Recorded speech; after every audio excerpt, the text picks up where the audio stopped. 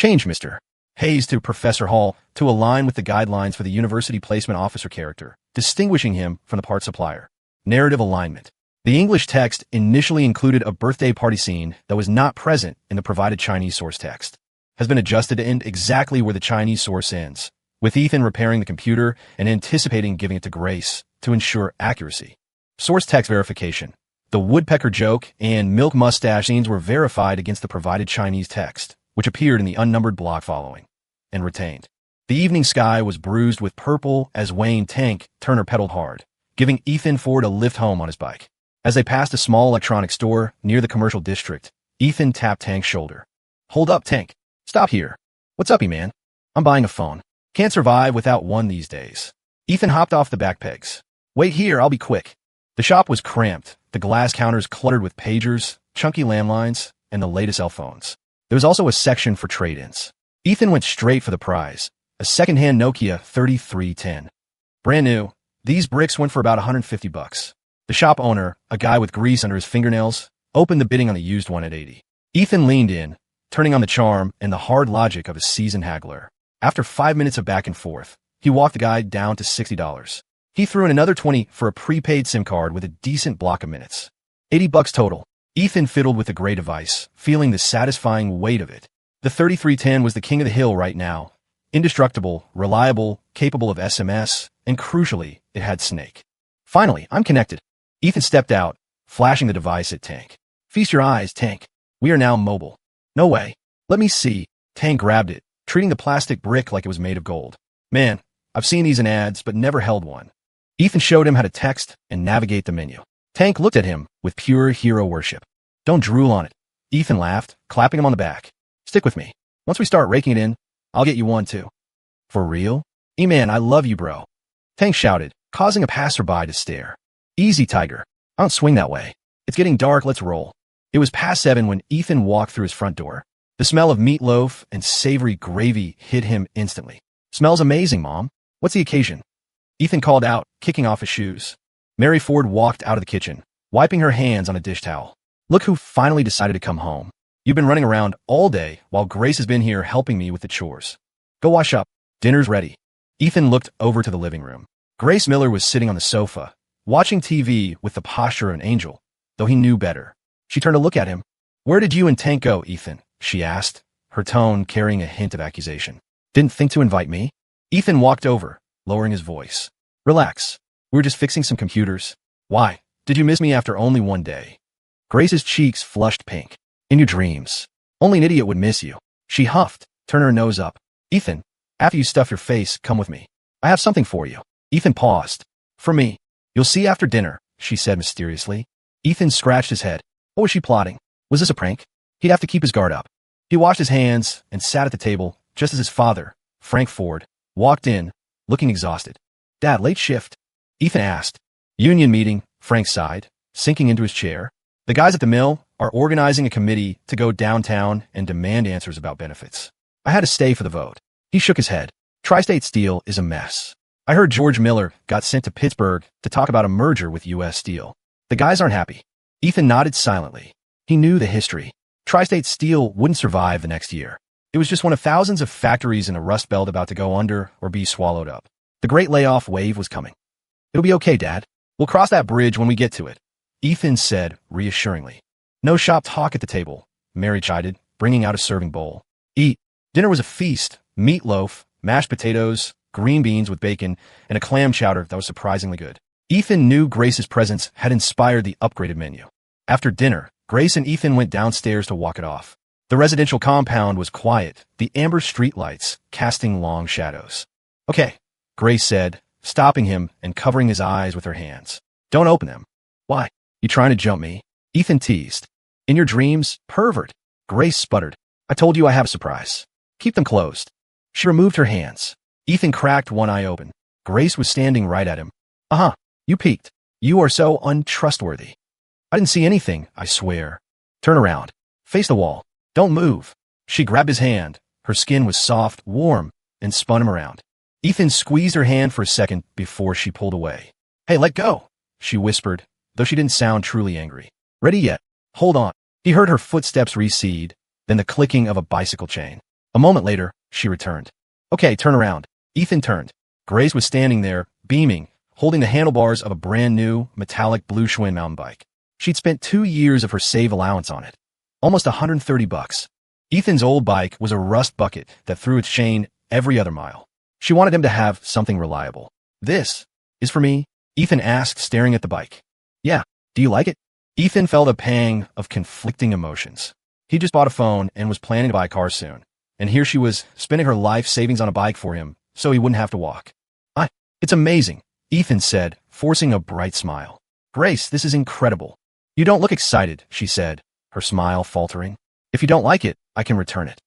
No, are you kidding? I love it. It's a Schwinn. Ethan grabbed the handlebars. Man, this must have cost a fortune. Every penny I had, she admitted proudly. I'm touched. Seriously, come here. He pulled her into a hug. Ethan, you're squishing me. I need a shoulder to cry on. I'm so happy. He buried his face in her hair. She smelled like vanilla and rain. Okay, get off. She pushed him back, then hooked her arm around his neck in a headlock. Don't think a hug gets you out of being a jerk. Ow, Uncle. Ethan tapped her arm. The guillotine. Illegal move. You deserve it. They broke apart, laughing. Just then, Mary walked out of the building carrying a trash bag. She froze.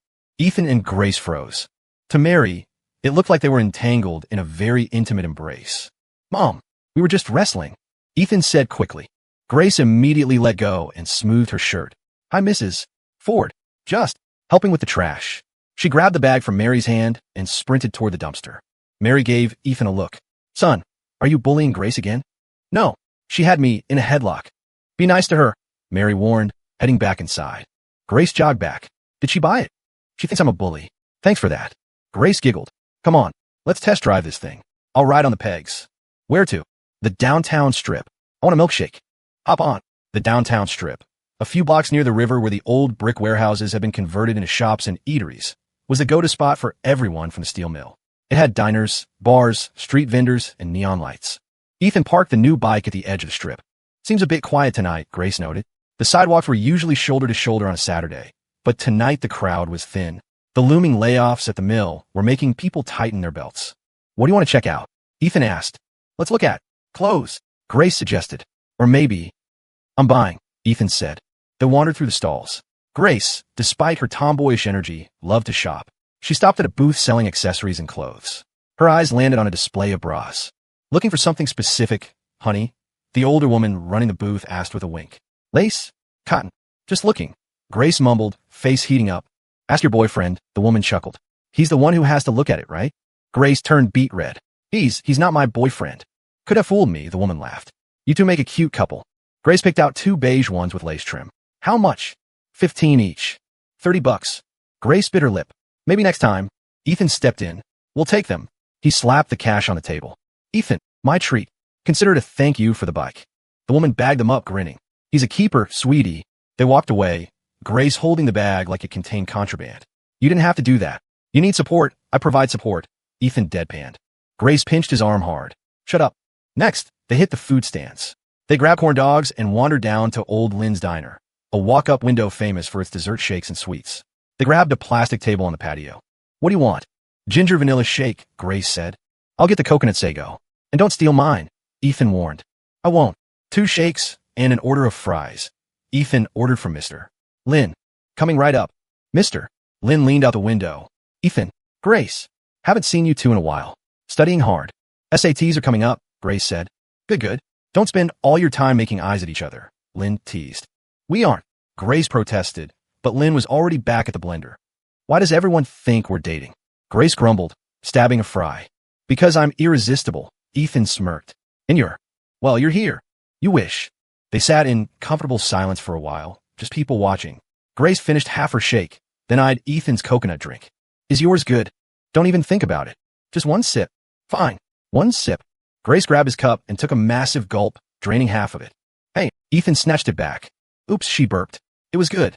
Ethan shook his head, then reached over with his spoon and scooped a huge chunk of her ginger vanilla ice cream. Hey, that's mine. Thanks, Ethan said, eating it. I hate you. You love me. I'm going to bite you. You're a dog in a human suit. And you're a pig. That makes you a cabbage. Pigs eat cabbage. D. As they bickered, a small girl in a floral dress approached them, carrying a basket of red roses. Flowers? Flowers for the pretty lady. The girl looked up at them with big eyes. No thanks, sweetie, Grace said softly. The girl turned to Ethan. Mister, buy a flower for your girlfriend? $5. Grace rolled her eyes. Kid, you're barking up the wrong tree. Ethan looked at the girl. It was late for a kid to be out working. How much for the whole basket? The girl paused. For all of them? I have 15. Here's $20. Keep the change. Ethan handed her the bill. Wow, thanks, mister. She shoved a bundle of roses into his arms. Have a happy marriage. She skipped away. Marriage? Grace facepalmed. These kids. Wait, what are you doing with all those? For you, Ethan said, holding out the bouquet. Grace froze, staring at the red blooms. For me, Grace pointed at herself. Well, I don't look good holding roses, Ethan smiled. Take them. Grace took the bundle, her face softening into a genuine smile. Okay, I'll accept them. Reluctantly, she smelled them. They're nice. Do whatever you want with them. I'm going to keep them alive forever, she declared. They rode back to the compound. As they locked up the bikes, Tank walked out of the shadows. Whoa, E-Man. Grace. Roses? Tank wiggled his eyebrows. Finally made a move, huh? Grace blushed furiously. Shut up, Tank. They were on sale. She turned and ran up the stairs. I have to put these in water. Tank nudged Ethan. On sale. Kid was selling them. Felt bad. Ethan shrugged. Sure. Tank gave him a thumbs up. Grace rushed into her apartment, found a vase, filled it with water, and arranged the roses. She sat at the dining table, staring at them. She'd received flowers from boys at school before, but these felt different. The next morning, 8:00 a.m., Ethan and Tank rode their bikes to the commercial alleyway behind ATH Street. From a distance, Ethan saw Henry Payne and his little sister, Hannah, sitting on the curb outside the shuttered shop unit. Ethan pulled up. Henry, you're early. Henry stood up quickly, dusting off his worn pants. Morning, Mr. Ford. Just want to be ready. How long have you been here? Since 6. Ethan sighed. Have you eaten? We still had some of the snacks you gave us. Ethan shook his head. Snacks aren't breakfast. He pulled a $10 bill from his pocket. Go to the deli on the corner. Get bagels, cream cheese, coffee, and milk for Hannah. And get enough for me and Tank, too. Henry hesitated, looking at the money. Go. It's an order, Ethan said gently. Yes, sir. Henry grabbed the money and sprinted off. Ethan unlocked the shop. It was a concrete shell. He had drawn up plans the night before. He wanted a modern, open-concept layout, something that would blow the competition out of the water. Tank, here's a list. Go to the rental center. We need a hammer drill, a chalk line, and a level. On it, boss. 20 minutes later, the four of them sat on the floor, devouring bagels. Henry ate like he hadn't seen food in a week, and little Hannah had a mustache of cream cheese. Slow down, Ethan said, handing Hannah a napkin. There's plenty. When the food was gone, Henry looked at Ethan with intense gratitude. Mr. Ford, I've never been this full. Stick with me, and you'll never be hungry again, Ethan said. We're going to fix this place up. I'm renting portable cots for you two to sleep in the back room until we get the renovation done. Then I'll help you find a real apartment. Henry's eyes welled up. I'll do anything. Just tell me what to do. Today, I'm teaching you how to chase walls. We need to run new electrical. It's dusty work. I don't care about dust. Ethan spent the morning teaching Henry how to mark the walls with the chalk line and use the hammer drill to carve out channels for the conduit. It was hard labor, but Henry attacked it with a ferocity that scared Ethan a little. The kid was desperate to prove his worth. Good job, Henry, Ethan said, inspecting a straight channel. You're a natural. Henry beamed. It was the first time in years anyone had praised him. Remember, Ethan said, wiping sweat from his forehead. Quality over speed. You're doing the electrical for the whole shop. If you rush it, the place burns down. Got it? Yes, sir. I won't let you down. Work hours are 8 to 12, then 3 to 5. Don't annoy the neighbors during nap time. By 5 p.m., they had made serious progress. Ethan checked his watch. He had cleaned up, changed his shirt, and was ready for his dinner meeting. Tank, let's go. We're meeting Sal. They headed to Sal's computer repair shop, then took a cab to the Golden Steer, a high-end steakhouse downtown. Sal Higgins was waiting for them outside, looking uncomfortable in a cheap suit. Ethan, my boy. Sal slapped his shoulder. Big night. I invited Professor Hall from the University Placement Office. He's bringing a star student. We're going to talk expansion. Ethan knew the game. Sal wanted Ethan to train cheap labor from the university, so Sal could expand his business without actually paying Ethan what he was worth. Let's eat, Ethan said.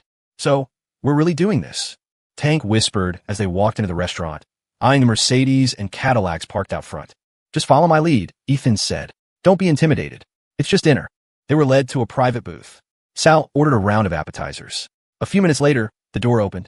A portly man with a comb-over walked in, followed by a smug-looking young man in a varsity jacket. Professor Hall. Sal jumped up. So glad you could make it. Sal, good to see you. Professor Hall shook his hand, then turned his eyes to Ethan. And this must be the prodigy you told me about. Ethan Ford, Ethan said, extending a hand. His grip was firm, his eye contact steady. Professor Hall raised an eyebrow. He expected a shy nerd, not this confident young man. Pleasure. I'm Professor Hall, and this is Luke Barnes, one of my top computer science students at the university. Luke gave a limp handshake and a sneer. Hey, nice to meet you, Luke, Ethan said. I hear the CS program at the university is top tier. It is, Luke said, looking down his nose. Hard to get into. Where do you go? Community college. High school, actually. Oak Creek High. Senior year. Luke scoffed audibly. High school? Sal, I thought you said he was an expert. Professor Hall frowned slightly at Luke's rudeness, but didn't correct him. Sal jumped in. He is. Ethan is a wizard with hardware. They sat down. A waiter appeared. Wine list? Professor Hall asked. Sal looked panicked. He knew nothing about wine. Bring us. The house read. Ethan picked up the wine list the waiter had left. Actually, Ethan said smoothly, if I may, the 96 Cabernet for Napa on page 3 is excellent. Heavy tannins, notes of dark cherry. It pairs well with the ribeye Professor Hall is eyeing. The table went silent. Professor Hall looked at Ethan with new respect. You know wine? My father enjoys a glass on Sundays. Ethan lied smoothly. I've picked up a thing or two. I'll have a bottle of that, Professor Hall told the waiter. Excellent choice. As the wine was poured, Sal signaling the waiter to pour a glass for Ethan. Despite his age, this was a private room, and Sal didn't care about laws when money was involved. Professor Hall engaged Ethan. So, Ethan, Sal tells me you're fixing motherboards that the manufacturers say are trash. It's just logic, Ethan said, swirling his glass but not drinking. Trace the voltage. Most people give up at the first dead capacitor. Luke, feeling ignored, interrupted. It's just hardware hacking. The real future is software. I agree, Ethan said. That's why I'm focusing on C++ and Java. Specifically, the new JDK1. 2 libraries. The swing components are going to change UI development. Luke's jaw dropped. You know Java? I dabble. Professor Hall laughed, delighted. Sal, you found a diamond. A high schooler discussing JDK libraries? Incredible. Luke sank into his chair, defeated. Sal beamed. See? I told you. Now, Professor Hall, about that partnership. Ethan watched them. He knew exactly what Sal was doing.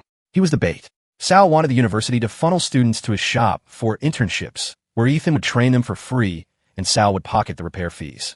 Ethan, Sal said, leaning in, Professor Hall can send us 10 students next month. You teach them your repair tricks. We open 3 new locations. You'll be the chief technical officer. And the pay? Ethan asked. We split the profits. After expenses, of course, Sal said quickly. Ethan smiled. It's a generous offer, Sal, but I have SATs coming up and college applications. I just don't have the time to run a training academy. Sal's face fell. Ethan, don't be hasty. College can wait. This is a gold mine. Education comes first, Ethan said, channeling every responsible adult ever. Right, Professor Hall? Professor Hall nodded sagely. The boy is right, Sal. Can't skip college. He looked at Ethan. You have a bright future, son. Don't let Sal here corrupt you. The dinner ended with Sal looking frustrated and Professor Hall looking impressed. As they left, Professor Hall handed Ethan his card. Call me when you graduate. I might have some scholarship opportunities for you. Thank you, sir. Outside, Sal didn't even offer them a ride. He stormed off to his car. Ethan and Tank hailed a cab. That was intense, Tank said. Sal looked like he wanted to kill you. He realized he can't use me. Ethan said. Tank, never trust a guy like Sal. If I trained those students, he'd fire me the second they learn how to hold a soldering iron. Damn, cold world. Yeah, that's why we're building our own empire. They got back to the residential compound around 10. Ethan realized he reeked of secondhand smoke from the restaurant and the few sips of wine he'd had to maintain the charade. I can't go home like this, Ethan said, sniffing his shirt. Mom will kill me. Dad will bury the body. Sleep at my place? Tank offered. Your dad is home. He hates me. Ethan looked up at the apartment building. Grace's parents were out of town for the weekend. I'm going to Grace's, Ethan decided. Good luck, bro, Tank waved, riding off. Ethan felt the alcohol hitting him now. The adrenaline of the dinner was fading, leaving him dizzy. He climbed the stairs and knocked softly on Grace's door. Who is it? Grace's voice was muffled. It's me, Ethan. The door cracked open. Grace stood there in a long t-shirt, hair messy, rubbing sleep from her eyes. The hallway light caught the curve of her neck, and for a second, Ethan forgot how to breathe. Ethan, you smell like. Did you fall into a brewery? She wrinkled her nose. And cigarettes? Let me in, Ethan whispered, pushing past her. My mom's home. I can't go down there. He collapsed onto her sofa. You are unbelievable, Grace scolded, closing the door. You went out drinking? You're a high school student, Ethan. If your dad finds out. Sal, business meeting. Ethan mumbled, his eyes closing. Professor Hall. Wine. You're drunk. Grace sighed, hands on her hips. I should kick you out. Please don't. She looked at him. He looked defenseless, slumped on her floral cushions. Fine, but you owe me. She went to the bathroom and came back with a wet washcloth. She sat next to him. Hold still. She wiped his face. The cool water felt amazing. Ethan opened his eyes. Grace's face was inches from his. She looked concerned. Thanks, Grace. Shut up. You reek. She started unbuttoning his shirt. I'm not letting you ruin my sofa with that smoke smell. Take it off. Ethan smirked lazily. Taking advantage of me? Grace turned bright red. In your dreams. I just don't want the smell to set into the fabric. She helped him peel off the dress shirt. His skin was warm. Grace tried not to look at his chest, tried to ignore the fact that Ethan had filled out over the summer. Her heart did a traitorous little flip. Here. She threw a blanket over him. Sleep. If you throw up, you're cleaning it. Ethan drifted off. Sometime later, he woke up thirsty. His throat felt like sandpaper. Water. Grace, who had been reading in a chair nearby, sighed. She went to the kitchen and brought back a glass. She lifted his head, letting him sip. He drank greedily. Slow down, she whispered. As she lowered his head back to the cushion, Ethan's hand shot out, grabbing her wrist. Grace. What? She leaned in. Do you need a bucket? Don't go, he mumbled, his eyes half open, looking straight into hers. Stay. I'm right here. Ethan pulled. Caught off guard, Grace tumbled forward. Her face landed inches from his. Ethan. He didn't answer. He just looked at her with an intensity that made her toes curl. Then instinct or alcohol took over. He lifted his head and pressed his lips to hers. Grace froze. Her eyes went wide. It wasn't a movie kiss. It tasted like toothpaste and wine. It was electric. Ethan pulled back, his head dropping onto the pillow, and he was asleep again instantly. Grace scrambled back, touching her lips. Her heart was hammering against her ribs like a trapped bird. You jerk, she whispered, staring at his sleeping face. You steal my first kiss and then pass out. She grabbed a pillow and hit him in the face with it. He didn't move. Ugh. She stormed into her bedroom, slamming the door. She buried her face in her stuffed pig. He kissed me, and he won't even remember it. Grace barely slept.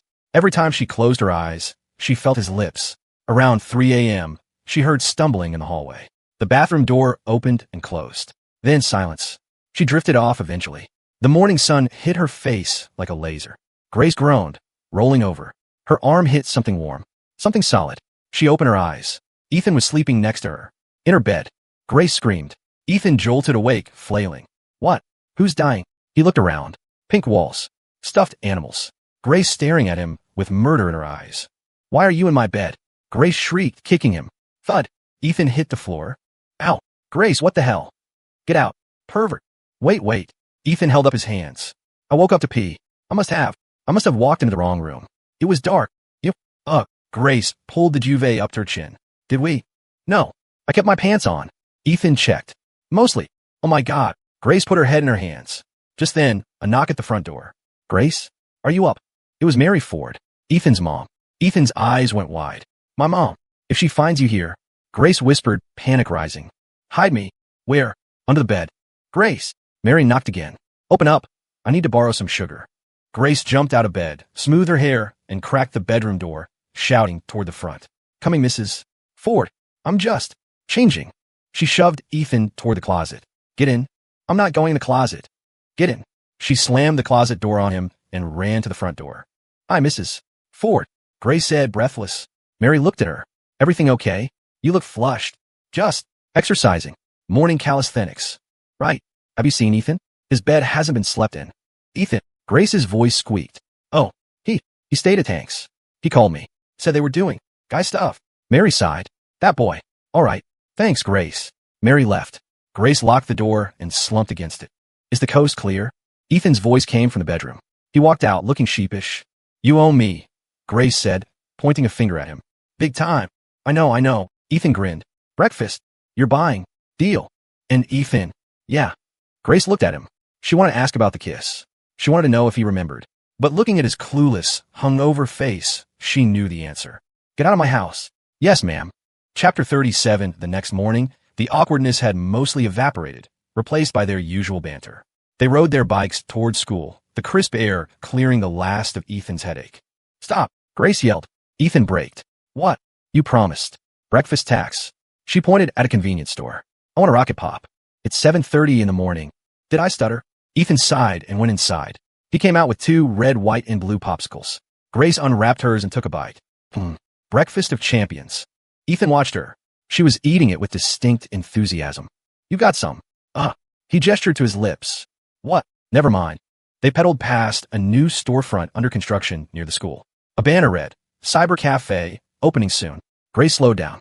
Through the window, they could see rows of beige computer towers being unboxed. Wow, Grace said. A cyber cafe. Yeah, the future. Ethan said. I wish I could go. Grace said wistfully. But $5 an hour? That's robbery. You want a computer? Ethan asked. Who doesn't? But my dad says they're too expensive. A decent one is like $2 grand. Ethan smiled to himself. Not if you know a guy. Come on, we'll be late. That afternoon, they were studying in Grace's room. Calculus. The bane of Grace's existence. I don't get it, she groaned, flopping back on her bed. Why do we need to know the area under a curve? I'm never going to use this. It's about logic, Ethan said, sitting at her desk. He spun around. Grace, look at this. She sat up. Her shirt hung loose. Ethan's eyes inadvertently dropped. Grace followed his gaze. She gasped, covering her chest. Ethan Ford. I wasn't looking. You were totally looking. She grabbed a pillow and launched herself at him. Attack. They wrestled on the floor. Grace trying to put him in a headlock, Ethan laughing and trying to fend her off without hurting her. Give up, she yelled, sitting on his stomach. Never. The door opened. Lily Miller, Grace's mom, stood there holding a tray of snacks. She stared at her daughter, straddling the neighbor's boy. Oh my, Lily said. Grace scrambled off Ethan so fast she almost hit the wall. Mom, we were just studying physics. Momentum. Ethan stood up, straightening his shirt. Hi, Mrs. Miller. Gravity checks out. Lily tried to hide a smile. I see. Well, I brought snacks. Milk for Grace, orange juice for Ethan. She set the tray down. Try to keep the physics experiments to a minimum, okay? She closed the door. Grace buried her face in her hands. I'm going to die. I am literally going to die of embarrassment. Your mom is cool. Ethan laughed. He picked up his juice. Grace grabbed her glass of milk. She took a huge gulp to calm her nerves, leaving a thick white mustache on her upper lip. Ethan stared at her. The sunlight from the window hit her face, illuminating the milk, her pink lips, her flustered cheeks. What? Grace asked, noticing his stare. She licked her lip. Ethan leaned forward, voice dropping an octave. Can I have a sip of your milk? Grace blinked. What? You hate milk. Maybe I changed my mind. Grace's breath hitched. For a second, the air in the room felt heavy, charged with the same electricity from the night on the sofa. Then the phone rang in the hallway. Saved by the bell, Grace whispered. Chapter 38. The phone call wasn't for Grace. It was for Ethan. Hello, Ethan? It's Mr. Gills down at Apex Electronics. Mr. Gills, what can I do for you? Ethan kept his voice professional. Listen, about those parts you wanted to look at. My boss is breathing down my neck to clear the inventory. If you want first pick, you need to come tomorrow. Ethan grinned. Desperation. That was good for business. I'll be there, but the price has to be right. Just come look. Ethan hung up. Who was that? Grace asked when he returned. Just a supplier. Boring business stuff. You have a supplier? You sound like a drug dealer. Hardware dealer.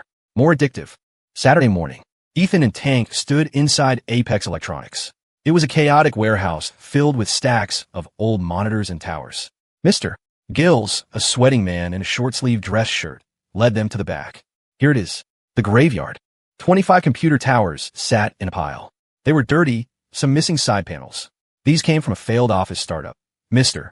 Gills said, Pentium 2s. Good chips. Ethan opened one up.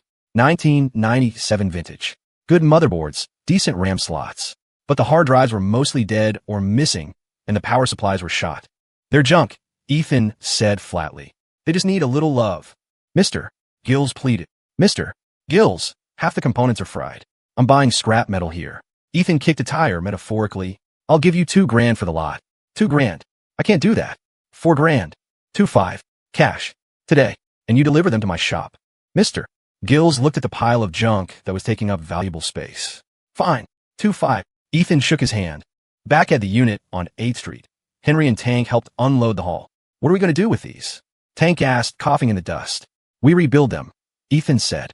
We combine the working parts, buy cheap replacements for the dead ones, install Windows 98, and sell them as starter PCs. How much profit? We bought them for $100 a pop. We put 50 in parts. We sell them for $400. Tank did the math. That's a lot of money. Get to work. Ethan spent the afternoon teaching Henry how to strip a chassis. In the middle of it, Henry slipped with a screwdriver, gashing his finger. Ow! Ethan dropped his soldering iron. Let me see. It was a deep cut. Ethan immediately grabbed the first aid kit. He cleaned it with alcohol. Henry winced but didn't cry and bandaged it tightly. Be careful, Ethan said, his voice stern but kind. We aren't in a rush. Your hands are your livelihood now. Henry looked at the bandage. Sorry, boss. Don't be sorry. Be safe. Chapter 39. By Sunday evening, Ethan had fully refurbished 3 machines. They hummed quietly on the workbench, the Windows 98 screensaver, 3D maze, flickering on the monitors. Beautiful, Ethan whispered. One of them was special. He had saved the best components for it. He'd even spray-painted the case a matte black instead of the ugly office beige. Who's that one for? Tank asked. Grace, Ethan said. Her birthday is next week.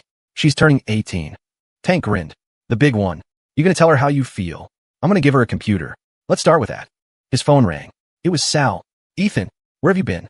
I have customers waiting. I'm coming, Ethan said, rolling his eyes. He went to Sal's shop and fixed 4 machines in an hour, pocketing $300. Sal watched him like a hawk. You know, Ethan, I was thinking of hiring an assistant for you. Someone you could mentor. Ethan packed his bag. Don't bother, Sal. I work alone. But if he gets sick, I don't get sick. Ethan walked out. He knew his time with Sal was coming to an end. Once the shop on 8th Street was ready, he'd be his own boss. That night, back in Grace's room, the mood was light. Grace was lying on her stomach on the bed, flipping through a magazine. Ethan was at the desk. Ethan, she said. Yeah, why do woodpeckers peck wood? Ethan paused. Looking for bugs. Or making a hole. Why? To put their nuts in. Ethan tried not to laugh. Grace threw a pillow at him. You are disgusting. You asked. I hate you. I know. Grace sat up. Hey, seriously? Thanks for helping me with math this week. I think I might actually pass. You better. If you fail, I look bad. Grace smiled. It was a soft, genuine smile that made Ethan's chest ache. You're a good teacher, Ethan. I try. She picked up her glass of milk. To passing. She drank, leaving that milk mustache again. Ethan turned his chair. He looked at the milk. He looked at her lips. Grace. Yeah, close your eyes. Why? You gonna steal my milk again? Just close them. She hesitated, then closed them, eyelashes fluttering against her cheeks. Ethan leaned in. He didn't drink the milk. He didn't kiss her. He reached out and gently wiped the milk away with his thumb. Grace's eyes flew open. You had a mustache, Ethan whispered. Grace turned scarlet. She swatted his hand away. You teased. But she didn't hit him with a pillow this time. Chapter 40. The week flew by in a blur of sawdust, solder fumes, and calculus equations. By Friday, the shop on 8th Street was unrecognizable. Henry had finished the electrical work. The walls were painted a crisp white. The refurbished computers were lined up on a display table Tank had built. It looked like a real business. We open on Monday, Ethan announced to his crew. Tank, you're on sales. Henry, you're on tech support. What about Hannah? Henry asked. Hannah is in charge of morale. Ethan smiled at the little girl, who was drawing with crayons in the corner. Ethan looked at the black computer tower he had built. He wiped a speck of dust from the casing. It was perfect.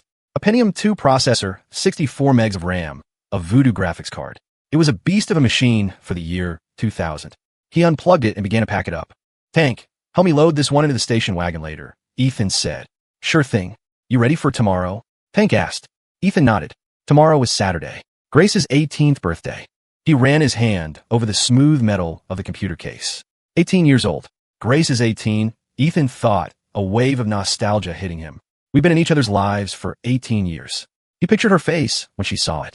She'd probably scream. She might even tackle him again. Little green plum, he thought, using the nickname only he knew in his head. You're gonna love this gift, aren't you? My milk. Grace Miller looked at the carton of milk in her hand, pouted, and said, Nope, you didn't give me any of your juice. Forget it then. I was planning to get you a gift for your birthday tomorrow, but now, let me think about it. Ethan Ford sighed dramatically. A birthday gift? Ethan, what were you planning to give me? Grace narrowed her eyes, asking curiously. Well, Ethan pretended to hesitate. Here, have a sip. Just one sip. Grace held out her carton of milk. No milk, no info. Ethan took the milk and chuckled. If I drink this, it'll have my cooties. Aren't you afraid? Grace rolled her eyes at him. Afraid of what? Like you have a virus or something? Besides, it's not like we haven't done it before. As soon as she said it, she realized her words sounded a bit ambiguous.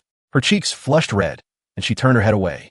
She remembered when they were kids, neither family had much money. If one bought candy or snacks, they would always share. The number of times they had shared the same lollipop was countless. Drinking from the same bottle, eating from the same bag of chips, it was all too normal, so she didn't think it was a big deal. All right, down the hatch. Ethan tilted his head back and took a massive gulp, finishing half the carton in one go. Stop, stinky Ethan, give me back my milk. Grace quickly snatched the milk back, glaring at him. Oops, my bad, drink too much. But hey, you said one sip. I didn't take a second one. Ethan wiped his mouth, grinning smugly. Grace downed the rest of the milk to save it from Ethan's predatory gaze. After tossing the empty carton, she rubbed her small fist and huffed. Now, can you tell me? What is the birthday gift? Ethan looked serious. It's a computer. Grace paused, then scoffed. Ethan, please. I know how much cash you have. You think fixing computers makes enough to buy a whole computer. Who are you trying to fool? I don't believe you. In her mind, a computer was a luxury item. Average families couldn't afford one easily, let alone Ethan. A computer cost at least $1,000, maybe more. Stinky Ethan, teasing me again, Ethan. Why does no one believe the truth these days? Anyway, you'll see tomorrow. By the way, are you free this Sunday? Ethan drawled. I'm free this Sunday. Why? Grace paused and asked back. Didn't you say you wanted to go shopping downtown? Tomorrow is your birthday, so I'm taking you. Ethan smiled. Oh, since when does Mr. Ford have free time? I see you coming home late from work every day. You have time to take me shopping. Grace asked in surprise. So, are you going or not? Going. Of course I'm going. Then it's a date. We head out right after breakfast tomorrow. I'm riding on your bike. Hey, you have your own bike. Why take mine? That mine is new. I'm afraid it'll get stolen. Huh? Oh, so if my bike gets stolen, you don't care, right? Pretty much. You're asking for a beating. Grace bared her teeth and claws, pouncing on Ethan. She tackled him onto the bed, pinning him down. Ethan, do you guys want to eat? The door suddenly opened. Lily Miller appeared in the doorway, freezing in place, dumbfounded. Grace and Ethan petrified on the spot. Grace was on top of Ethan in an extremely compromising position. Ahem, what are you two? I seem to have come at a bad time. Lily smiled awkwardly. Mom, don't misunderstand. We were playing. Just playing. Grace scrambled up, her face bright red as she explained frantically. Yes, Mrs. Miller, Ethan said with a straight face. Oh, I get it. You guys continue. I'll just go mind my own business. Lily gave a weird smile, closed the door, and backed out. Grace glared at the door. Mom, don't get the wrong idea. It's all your fault, stinky Ethan. Ethan spread his hands and laughed. My fault. In the living room outside, Lily excitedly ran to the sofa and sat down next to George Miller. Honey, do you think Grace and Ethan might be dating? She looked excited, as if she had discovered a new continent. Dating? Impossible. They grew up together. They're too close. It actually makes it less likely. George shook his head, not buying it. Being close is good. Childhood sweethearts, isn't that wonderful? Besides, I've watched Ethan grow up. That kid is hardworking, kind, and ambitious. He's a great catch. Anyway, I'd be happy to see it happen, Lily laughed. George smiled. Ethan is a good kid, but matters of the heart should be left to the kids. It depends on fate. I think being too familiar makes it impossible. You just don't understand, man. Lily paused, stunned. Is that so? But I see them getting along so well. Maybe if they keep hanging out, sparks will fly. George rolled his eyes at her. Nothing has even happened yet. And look how excited you are. You all worry less. That's their business. He pushed a plate of sliced watermelon toward her and smiled. Just eat your melon. I love drama. Lily picked up a slice of watermelon, recalling the scene she just witnessed, and couldn't help but smile a motherly smile. The next morning at 7 a.m. sharp, Grace got up early to wash up. After washing up, she went back to her room to pick out clothes. Suddenly, she realized she didn't know where her blue dress was. She ran out and shouted toward the kitchen. Mom, have you seen my blue dress? Lily came out of the kitchen. Didn't you put it away in your closet? Maybe it's in the bottom drawer. She suddenly noticed Grace seemed to be wearing makeup. Daughter, are you going out today? Why the makeup? Usually, her daughter didn't wear much makeup, only for special occasions or school dances. Grace's cheeks flushed, her eyes dodging. She replied perfunctorily, No, nothing. I just want to go shopping downtown. All right, today is your 18th birthday. I'll order a cake later. Remember to come back for dinner. Daughter, starting today, you are officially an adult. Lily smiled. Mom, I know. I'll be back this afternoon. Grace turned back to her room and, sure enough, found the blue dress in the bottom drawer. She happily changed into it. After changing, Grace checked herself out in the mirror on the wardrobe door, spinning around. The fluttering blue dress made her look even more bright and moving. Not bad. Grace touched her face, then put her hands on her hips, quite satisfied with her outfit. Stinky Ethan should like this, right? Puffed, who cares what he likes? I'm wearing it for my own happiness. Grace shook her head, tossing the strange thoughts out of her mind. Finally, she went back to her desk to check if her makeup was smudged and touched it up. After getting everything ready, Grace grabbed her small shoulder bag and headed out. Mom, I'm heading out. Aren't you eating breakfast? I'm eating at Ethan's. Grace put on her shoes and dashed out the door. Lily came out of the kitchen, looking puzzled. Why is this child going to Ethan's house for breakfast? Grace arrived at Ethan's door and knocked. The door opened. Mary Ford saw Grace wearing a dress, looking quite ladylike, and was immediately surprised. Oh, Grace, are you going on a date today? You look so beautiful. Grace blushed and grinned. Not exactly. Mrs. Ford, is Ethan ready? He doesn't seem to be up yet, that lazy bug. Go drag him out for me, Mary laughed. Okay, Grace responded. She went in and headed straight for Ethan's room. She pushed the door open directly, only to see Ethan leaning against the headboard, shirtless, having just woken up. Holy crap, Grace, don't you knock? You scared the hell out of me. Ethan was startled and instinctively covered his chest with his hands. What time is it? You're still not up. Grace put her hands on her hips and shouted. Can you step out first? I need to change. I'll make it up top. Ethan rolled his eyes at her. Grace Goff, just change. It's not like I haven't seen you shirtless before, but I'm naked on the bottom too. Okay. Grace's face turned red. She quickly backed out and closed the door. Stinky Ethan, that guy, why does he like sleeping in the buff? A while later, Ethan finally came out dressed, yawning. Grace, why are you up so early? Whoa, wearing a dress. Did the sun rise from the west today? Let me see, Grace said haughtily. What about it? Can't I wear a dress? I'm just usually too lazy to wear one. Ethan narrowed his eyes, staring at her. So you wore it specifically to go shopping with me today? No, not at all. How big is your ego, Mr. Ford? Grace stiffened her neck, stammering. Ethan looked her over. A blue dress, snowy white skin, cascading black hair, delicate makeup on her exquisite face. Her watery eyes were particularly lively. Her whole being radiated the breath of youth. The #1 beauty of Oak Creek High was indeed pretty. Just dressing up a little was enough to be breathtaking. Grace felt uncomfortable under Ethan's stare. She glared at him with a blushing face. Aren't you going to wash up and eat breakfast? All right, wait for me. Ethan snapped out of it and ran in the bathroom. When he came out again, Grace was already sitting at the table eating oatmeal. His mother, Mary, was still busy in the kitchen. Grace, besides downtown, where else do you want to go today? Ethan sat down and asked. The amusement park.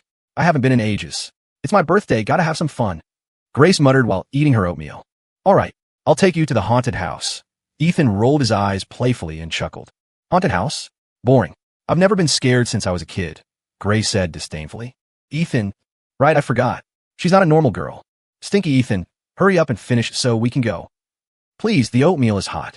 You are so annoying. It takes you forever to eat a bowl of oatmeal. Oh my God, whatever. You're being such a nag. As if. What do you expect? Look at the time. Talk to the hand. Stop trying to sound like those girls on TV. It's totally cringe. As the two bantered using exaggerated accents from teen dramas, Mary came out of the kitchen, rolled her eyes at them, and laughed. What are you two saying? Your accents are so weird. If you're done, go have fun. It's Grace's birthday today. Enjoy yourselves. Saying that, Mary took out her wallet, preparing to give Ethan some pocket money. Mom, no need. I made quite a bit fixing computers. I have money. You keep yours. Ethan quickly raised his hand to refuse. Really? Mary asked in surprise. Really? Just don't worry about it. Ethan smiled, then finished the bowl of pumpkin oatmeal in 2 or 3 bites. Mom, we're heading out. Back this afternoon. Ethan got up and ran to change his shoes. Grace put on a well-behaved look and stood up. Bye, Mrs. Ford, we're going now. The two went out the door together. Listening to their bickering voices outside, a fond smile appeared on Mary's face. These two kids, sticking together all day and never getting annoyed with each other. It's nice. Downstairs, Grace wheeled her bike out. We can take my bike, but you have to carry me. Grace declared. Why? I'm wearing a dress today. Excuse. You've ridden a bike in a dress before. Fine. It's an excuse. Then you ride your own bike. Ethan quickly grabbed her. Okay, I'll carry you. That's more like it. Grace lifted her chin proudly. Stinky Ethan, little punk, think I can't handle you. Be a good chauffeur today. Ha ha ha. Ethan got on a bike and looked back. Princess Grace, please board the carriage. Peasant. Grace smoothed her dress along her rounded hips with both hands and sat on the rear rack, sitting sideways, looking very ladylike. Ride on, peasant. Her Highness is seated, Grace giggled. Yes, ma'am. Giddy up. Ethan pedaled the bicycle hard. Your Highness, why is this bike so hard to pedal? Is it out of grease? Is there a possibility, just a possibility, that you've gained weight? Grace, get lost. It was another sunny day. Because it was the weekend, there were quite a few pedestrians on the road. Grace looked up at the green trees receding along the road. The sunlight filtered through the gaps in the leaves, golden and bright. Occasionally, the sun hit her, making her feel warm all over. So comfortable. Grace reached out a hand, a sweet smile on her lips, wanting to try and grasp the sunlight. Her right arm gently wrapped around Ethan's waist. She turned to look at Ethan's back, the curve of her smile deepening. Going shopping with stinky Ethan puts me in such a good mood. Peasant, let's go get ice cream later. I remember there's a really good ice cream place downtown. Not going to Mickey D's at the Metro Mall? Ethan asked. That was the first McDonald's in this part town. Many people went there for birthdays to buy ice cream or eat a fried chicken burger meal. Too many people there. I don't want to wait in line. That shop on the pedestrian street is nice too. Grace pouted. The two arrived at the commercial street downtown and found a shop called Sweet Ice Cream. There were a dozen people in line on the weekend, which was much better than the hundreds queuing at McDonald's. Ethan had just bought the ice cream and came out when he suddenly saw two young thugs surrounding Grace. The lecherous looks on their faces made it obvious what they were doing. They were definitely taking the opportunity to hit on and harass Grace. Ethan's face darkened, and he walked over quickly. Little sister, come hang out with us. Don't be so cold. Big brother will take you somewhere fun. A young man with long, sweeping bangs shook his leg, staring lecherously at Grace. Grace frowned slightly and said coldly, Before I lose my temper, you'd better get lost. Ooh, feisty temper. Spicy, I like it. Hit hit. The bangs guy laughed pervertedly, reaching out to touch Grace's shoulder. A cold light flashed in Grace's eyes. A swift kick to the groin. Bang. Ow. Followed by a judo shoulder throw. Wham. The bangs guy was slammed viciously onto the ground, letting out a miserable howl in agonizing pain. All this happened in an instant. Grace's moves were extremely clean, leaving the passers-by dumbfounded. What a tough girl. Seeing his companion beaten, the remaining thug cursed angrily and moved to grab Grace. Suddenly, an ice cream cone appeared in front of his eyes, smashing directly into his face. Hiya! Ethan mimicked a martial arts move, raising his leg to kick the guy flying, but a sharp ache shot through his ankle. Crap! Think I sprained my ankle. Forget it. Endure it and get out of here first to avoid trouble. Taking advantage of the fact that the thug with the face full of ice cream hadn't reacted yet, Ethan grabbed Grace's small hand and ran. Hit and run, what a rush. The two sprinted for a full 300 or 400 meters, ducking into a side alley before stopping. Phew, looks like they didn't follow. Ethan gasped for air, sticking his head out to look. Seeing no pursuers, he breathed a sigh of relief. That was fun. Grace, on the contrary, looked excited, feeling like she hadn't had enough of the fight. Ethan, he was actually startled by Grace's skill just now. Truly a woman with a judo black belt. That move was clean and crisp. Miss, didn't expect such bad luck today. Trouble the moment we step out. Ethan shook his head with a bitter smile. Those two creeps started it. I can't just let them bully me, right? I didn't even use my ultimate move yet. Grace raised her small fist and waved it. Then she added arrogantly, Can't help it. Who asked me to be born so beautiful? It's a burden. Ethan rolled his eyes at her repeatedly. Grace, when did you become so narcissistic? You're not even a tenth as beautiful as me, okay? Grace. All right, not arguing with you. Where's my ice cream? Ethan held the remaining ice cream cone, guarding it against his chest. This is mine. You just smashed yours into that guy's face. Grace narrowed her eyes, revealing two small canine teeth, threatening, Give it or not. Ethan, don't do something you'll regret forever. Seeing this, Ethan grinned. Don't be like that. How about we share? It's a matcha swirl, 2 flavors. I'll eat the matcha, you eat the vanilla. I'm fine, that works. But no crossing the line, and no stealing mine. Grace warned him. Relax, I won't. So the two happily reached an ice cream agreement. 1 bite for you, 1 for me, no snatching. They ate and strolled. Many passers-by looked at them sharing the same ice cream with somewhat strange expressions. But Grace didn't feel it all. Stepping lightly, her gaze scanned the shops on both sides of the road. In her view, this was a very normal thing. Growing up, she had often shared food and drink with Ethan. Splitting things was a habit. Ethan walked beside her, turning his head to look at Grace, who was occasionally humming a light tune. A smile curled his lips. Suddenly, he felt her beautiful black hair was missing something. Grace, let's go check out that trinket stall ahead. Grace glanced over. Seeing the sparkling accessories and the many styles, she was tempted but hesitated. Let's not. The trinkets downtown are a bit pricey. Let's look when we get back. Ethan pulled her back, stepped in front of her, and smiled. It's your birthday today. Let's be big spenders. I'm buying. Grace looked into Ethan's sincere eyes. The two looked at each other face to face. Okay, let's take a look then. Grace grinned. Be willful for the birthday. If Ethan buys it, I'll just give him a return gift next time. The two arrived at the stall. It sold bracelets, necklaces, earrings, headbands, hair clips, and similar small items. Take a look, you two. All the latest styles. Okay, I'll look first. Grace scanned the trinkets on the stall, dazzled by the array of accessories. Ethan saw she was having trouble choosing, so he picked out a crystal butterfly hair clip for her. This one is pretty. Try it on. Ethan handed the crystal butterfly clip to her.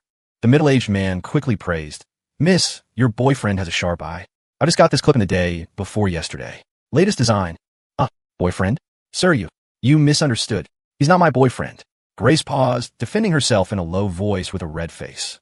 What is wrong with these shop owners' eyes? They need to go to the hospital.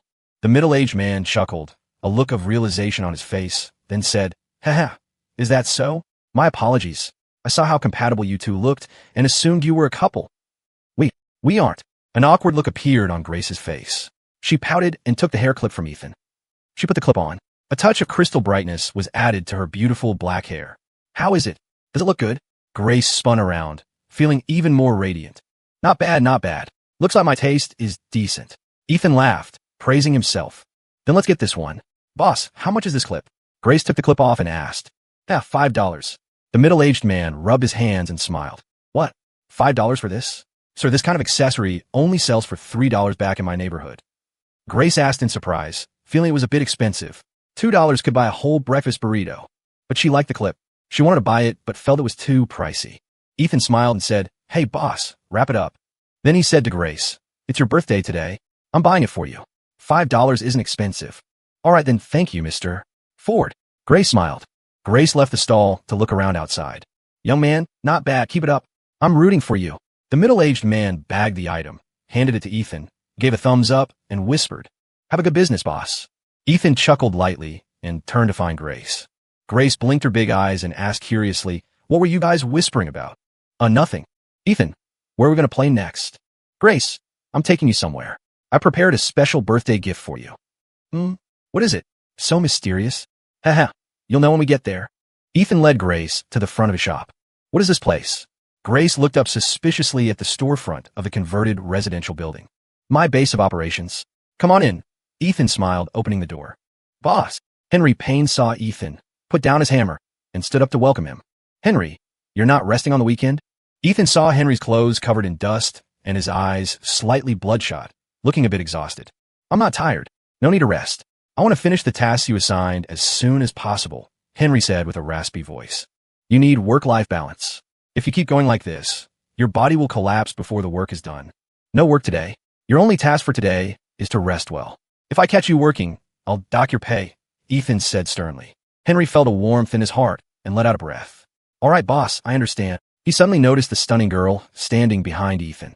Fresh temperament, oval face, exquisite features, prettier than the stars on TV. He couldn't help but be amazed. Is this the boss's girlfriend? She's really beautiful. The boss is truly a lucky man. Henry, let me introduce you. Grace Miller, the tigress from next door. Ow, Grace, you pinched me again. Ethan grimaced in pain, rubbing the tender flesh at his waist. Grace glared at him and said haughtily, Didn't you say I was a tigress? Consider yourself lucky I didn't eat you. Who is he? Henry Payne, my first employee, my right-hand man. Ethan patted Henry on the shoulder and praised. Henry scratched his head, embarrassed by the praise. Hello, boss lady. Grace's eyes widened, her expression utterly speechless. Hey, you've got the wrong person. Henry looked blankly at Ethan, his eyes full of surprise. The look was asking Ethan, Did I get wrong? Ethan chuckled and pulled a $10 bill out of his pocket, handing it to Henry. Henry, go buy some snacks. No work today, get some good rest. By the way, where's Hannah? Ethan turned his head and noticed Hannah wasn't there. She went next door to play. She'll come back on her own for dinner. Henry shook his head and smiled. It's normal for kids to love playing, but at her age, she should be in school. Once the shop is on track, let's find a school for her. Ethan mused. Really? Thank you, boss. Henry shouted excitedly, his eyes full of gratitude. Yeah, of course. Go get some food first. Ethan smiled. You got it, I'm going. Henry put down his mask and sprinted out. Grace looked around the shop and asked in surprise, Ethan, how much are you renting this place for? You're actually hiring people and renovating? Oh my God, so many computers. Ethan, where did you get these? How much have you made? Grace looked at the mountain of computers piled behind the workbench, her face full of shock. Is this the same Ethan who used to split a lollipop over 2 days? Just the rent, and these computers must cost a fortune. Not to mention hiring someone? Incredible. Just made a little fixing computers. Not much. Ethan smiled calmly, a hint of pride in his tone.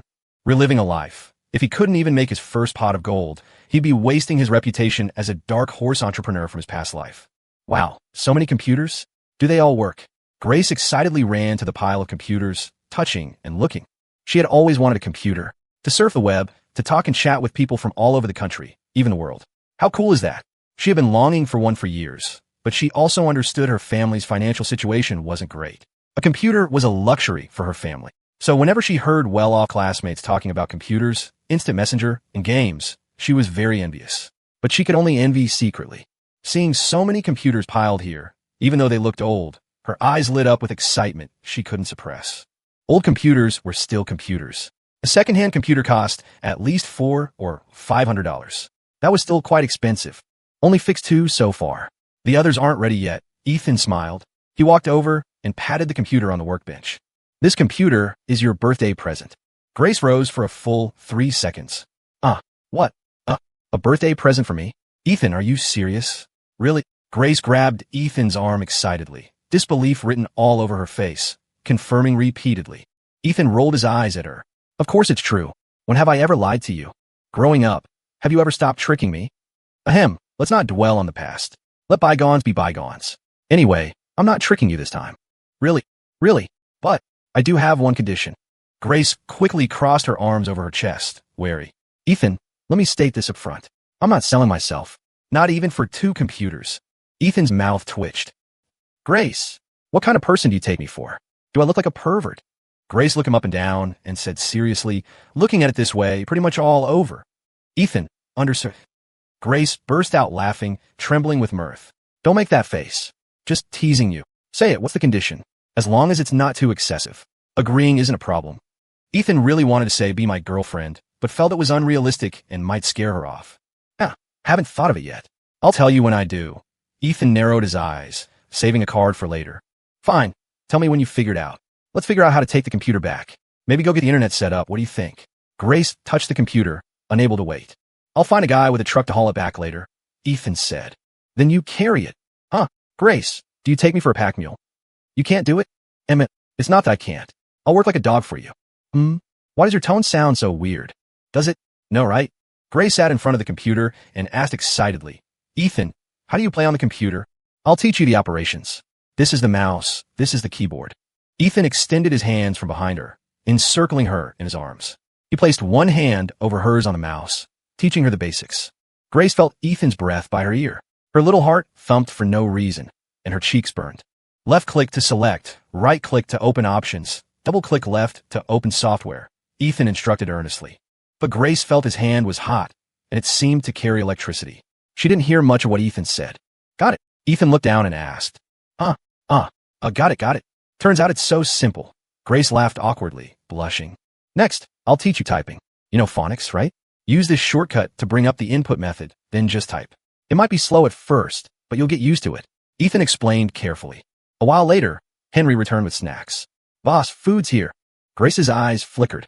I'm gonna grab some snacks. She slipped out from under Ethan's arm like a streak of smoke and ran to get snacks. What a glutton. Ethan shook his head and smiled, following her.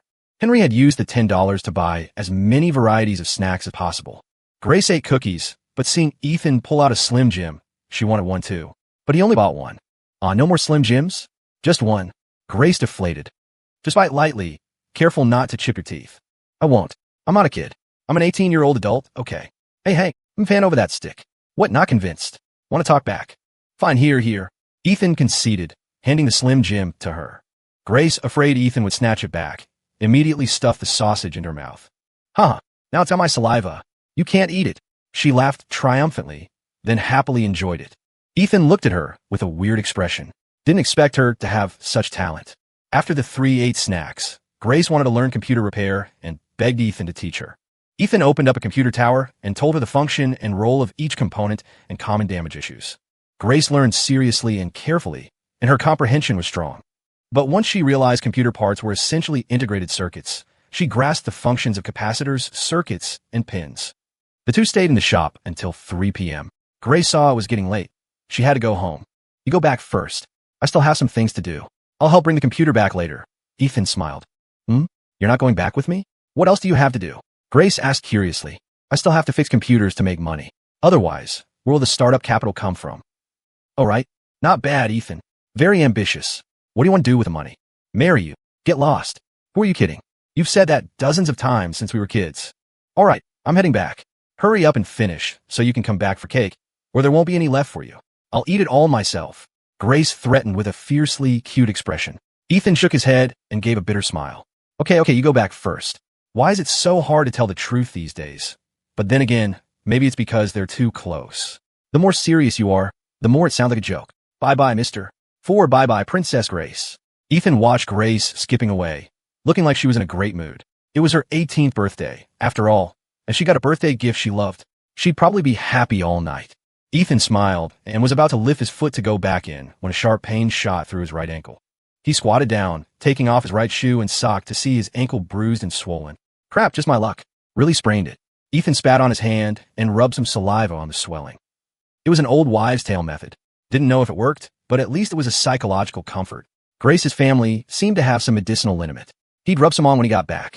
At first, it was just a dull ache, but now it looked pretty serious. Putting his sock and shoe back on, Ethan took out his phone to check the time. He couldn't go back yet. He still had to go to Sal Higgins's place to fix computers. The ankle was sprained, but it didn't stop his hands from making money. Just have to endure it. Ethan composed himself, then went back in the shop to give Henry Payne instructions on the follow-up work, handing him a list of wires and sockets to buy. At this pace, all the wire channels might be cut in 2 or 3 days. Next would be wiring, installing sockets, LED strips, and repainting the walls. Electrical installation required some skill. Henry didn't know how, so Ethan had to do it himself. Fortunately, the place wasn't big, so installation wouldn't be troublesome. Henry could help mix mortar and paint.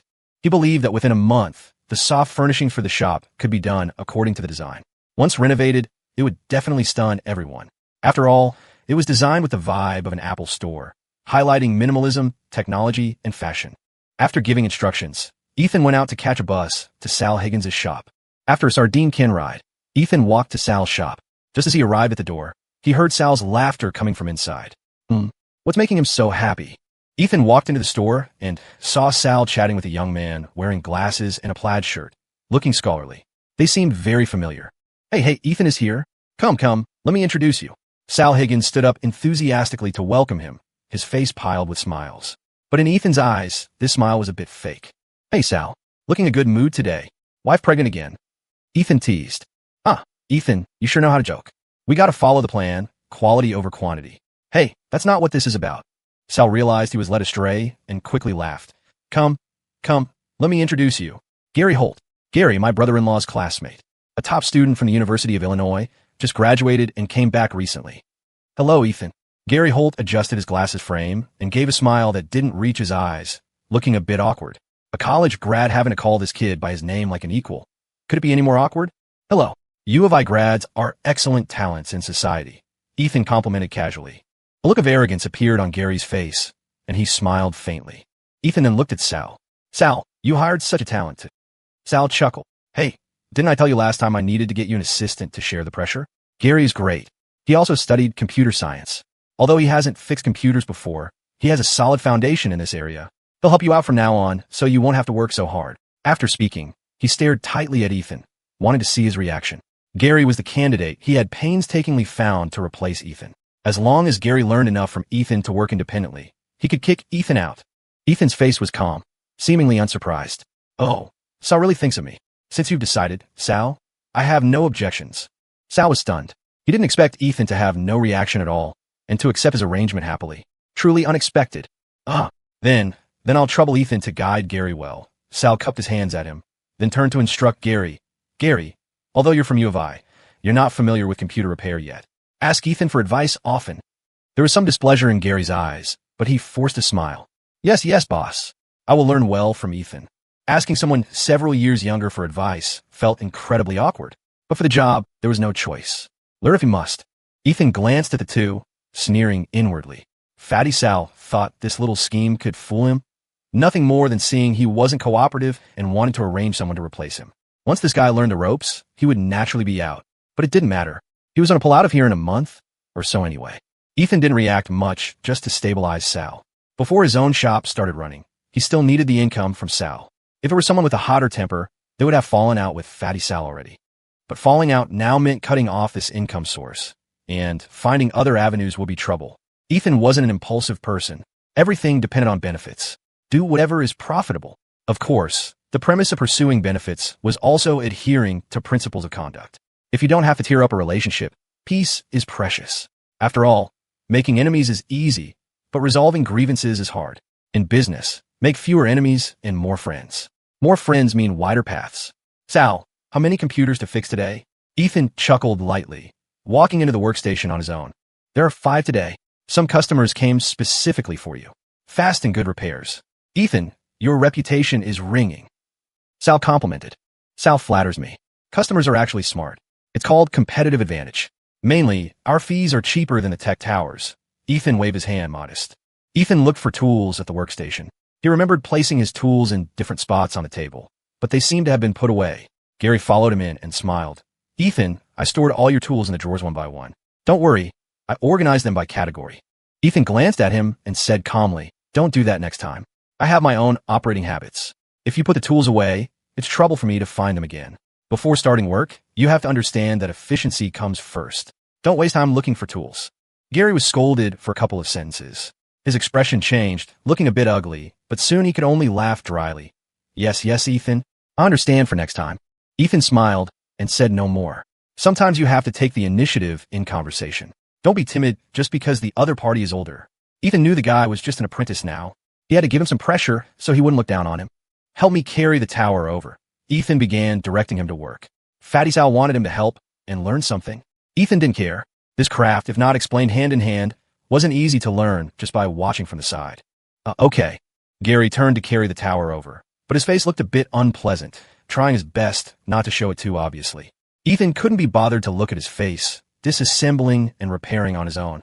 Gary watched quite seriously from the side, but to start, he didn't dare ask random questions, afraid of making Ethan unhappy.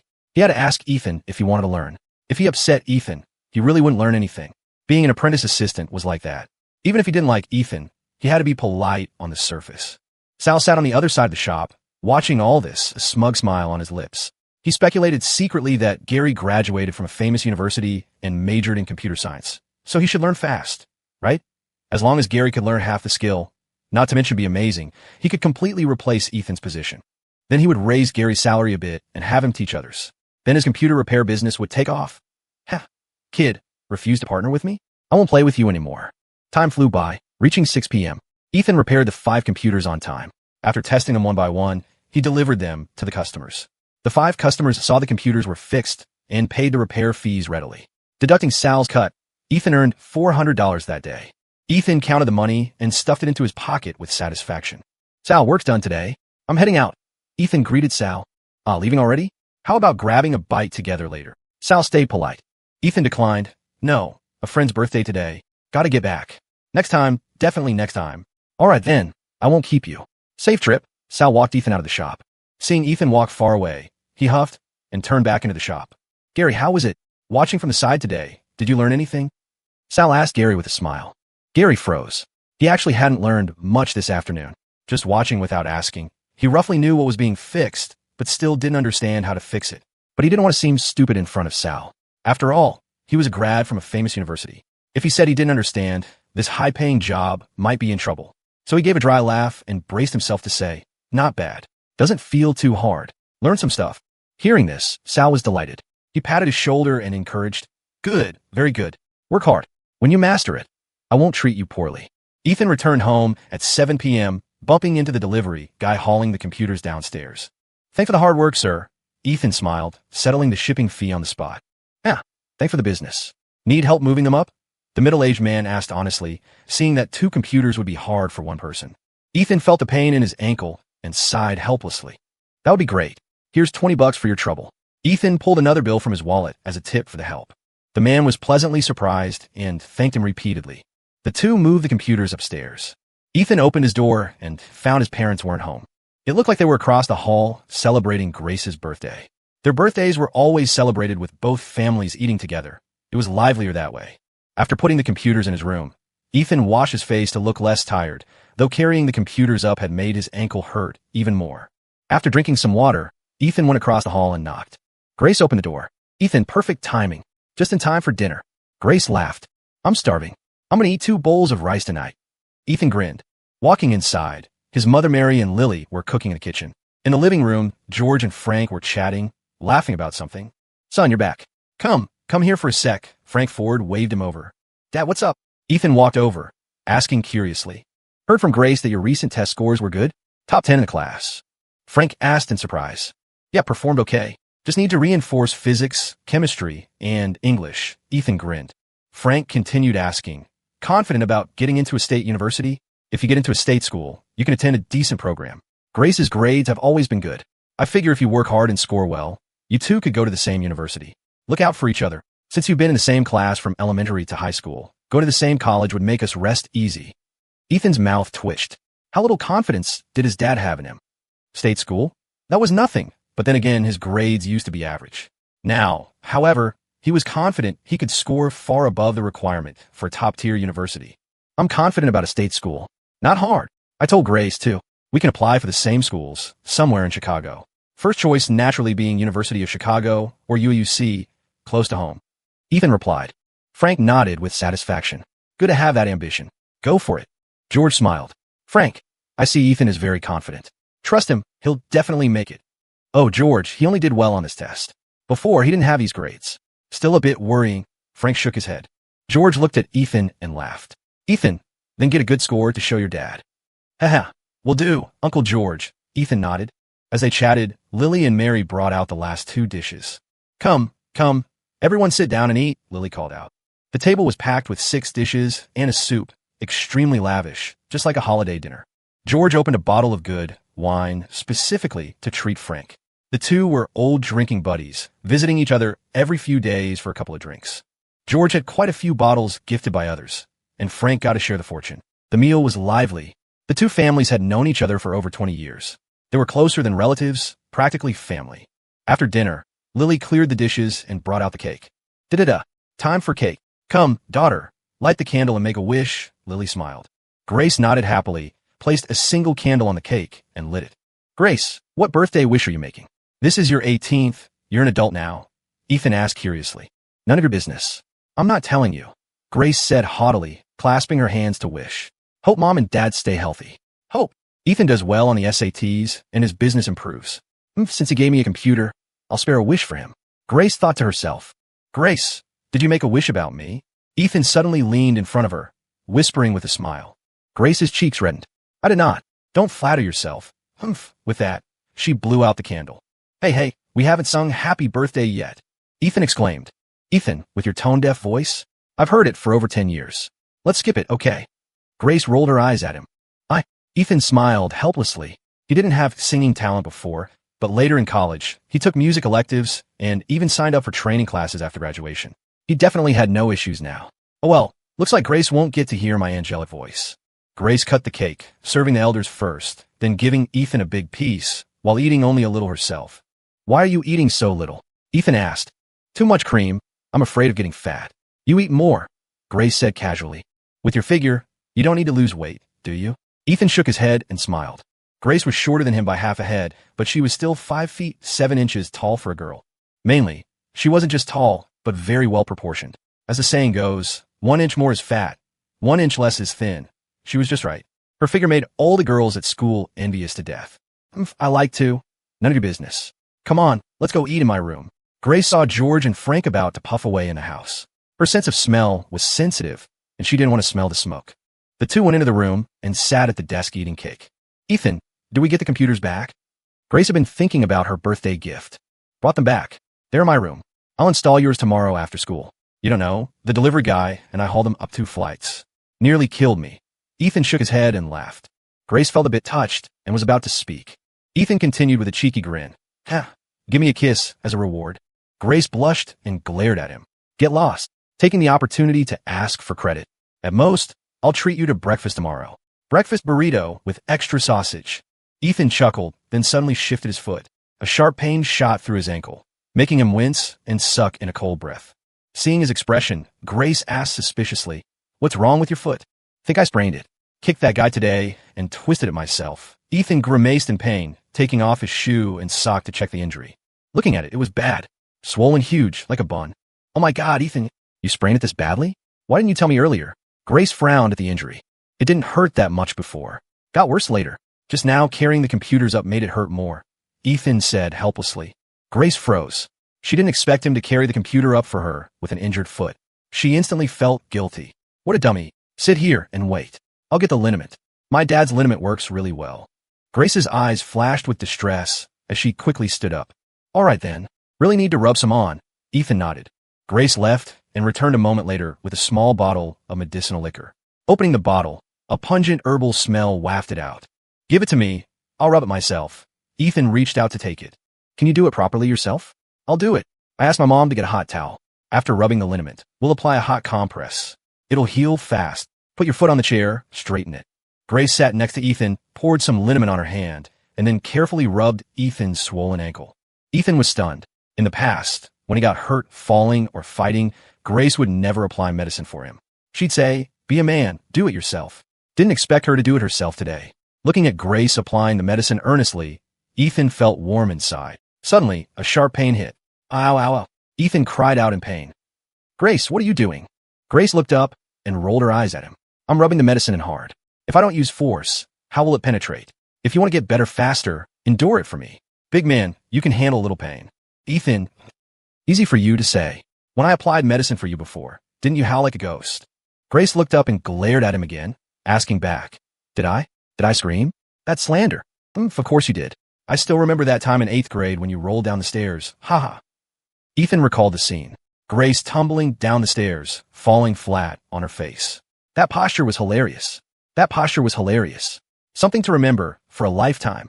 Grace's cheeks flushed, her eyes showing some annoyance. She huffed and continued to apply force with her hands. Ethan's face changed dramatically. Ow! A miserable howl echoed through the building. In the living room outside, George, Frank, Lily, and Mary all looked toward the room in surprise. Lily was stunned. What are those two kids doing in there? Lily looked puzzled and stood up to knock on the door. Grace, what are you two doing in there? The door opened, and Grace grinned. Nothing, just putting medicine on Ethan's ankle. This guy can't handle a little pain. Oh, I see. The towel is hot. Go get it and give Ethan a hot compress. Be gentle, you know. Don't hurt Ethan, Lily instructed. Grace, okay, Mom, I know. Grace had 3 black lines on her forehead. Why did Mom always side with stinky Ethan? She ran to the kitchen, fished out the steaming towel from the hot water, wrapped it in a dry cloth, and took it to apply to Ethan. Ethan didn't want her to do the compress. It was torture. She didn't know how hot the towel was. Nearly scalded his skin off. Ethan had to gently press the towel himself. I have to say, after the liniment and the hot compress, it felt much better. Not as painful. Ethan leaned back against the headboard, watching Grace sitting at the desk trimming her nails. She had her leg crossed, her skirt riding up a bit, revealing a pair of smooth, white long legs. Elasticity. Should be pretty good, right? Haha. Grace, can you clip my toenails later? Why should I help you? Just because your ego is big.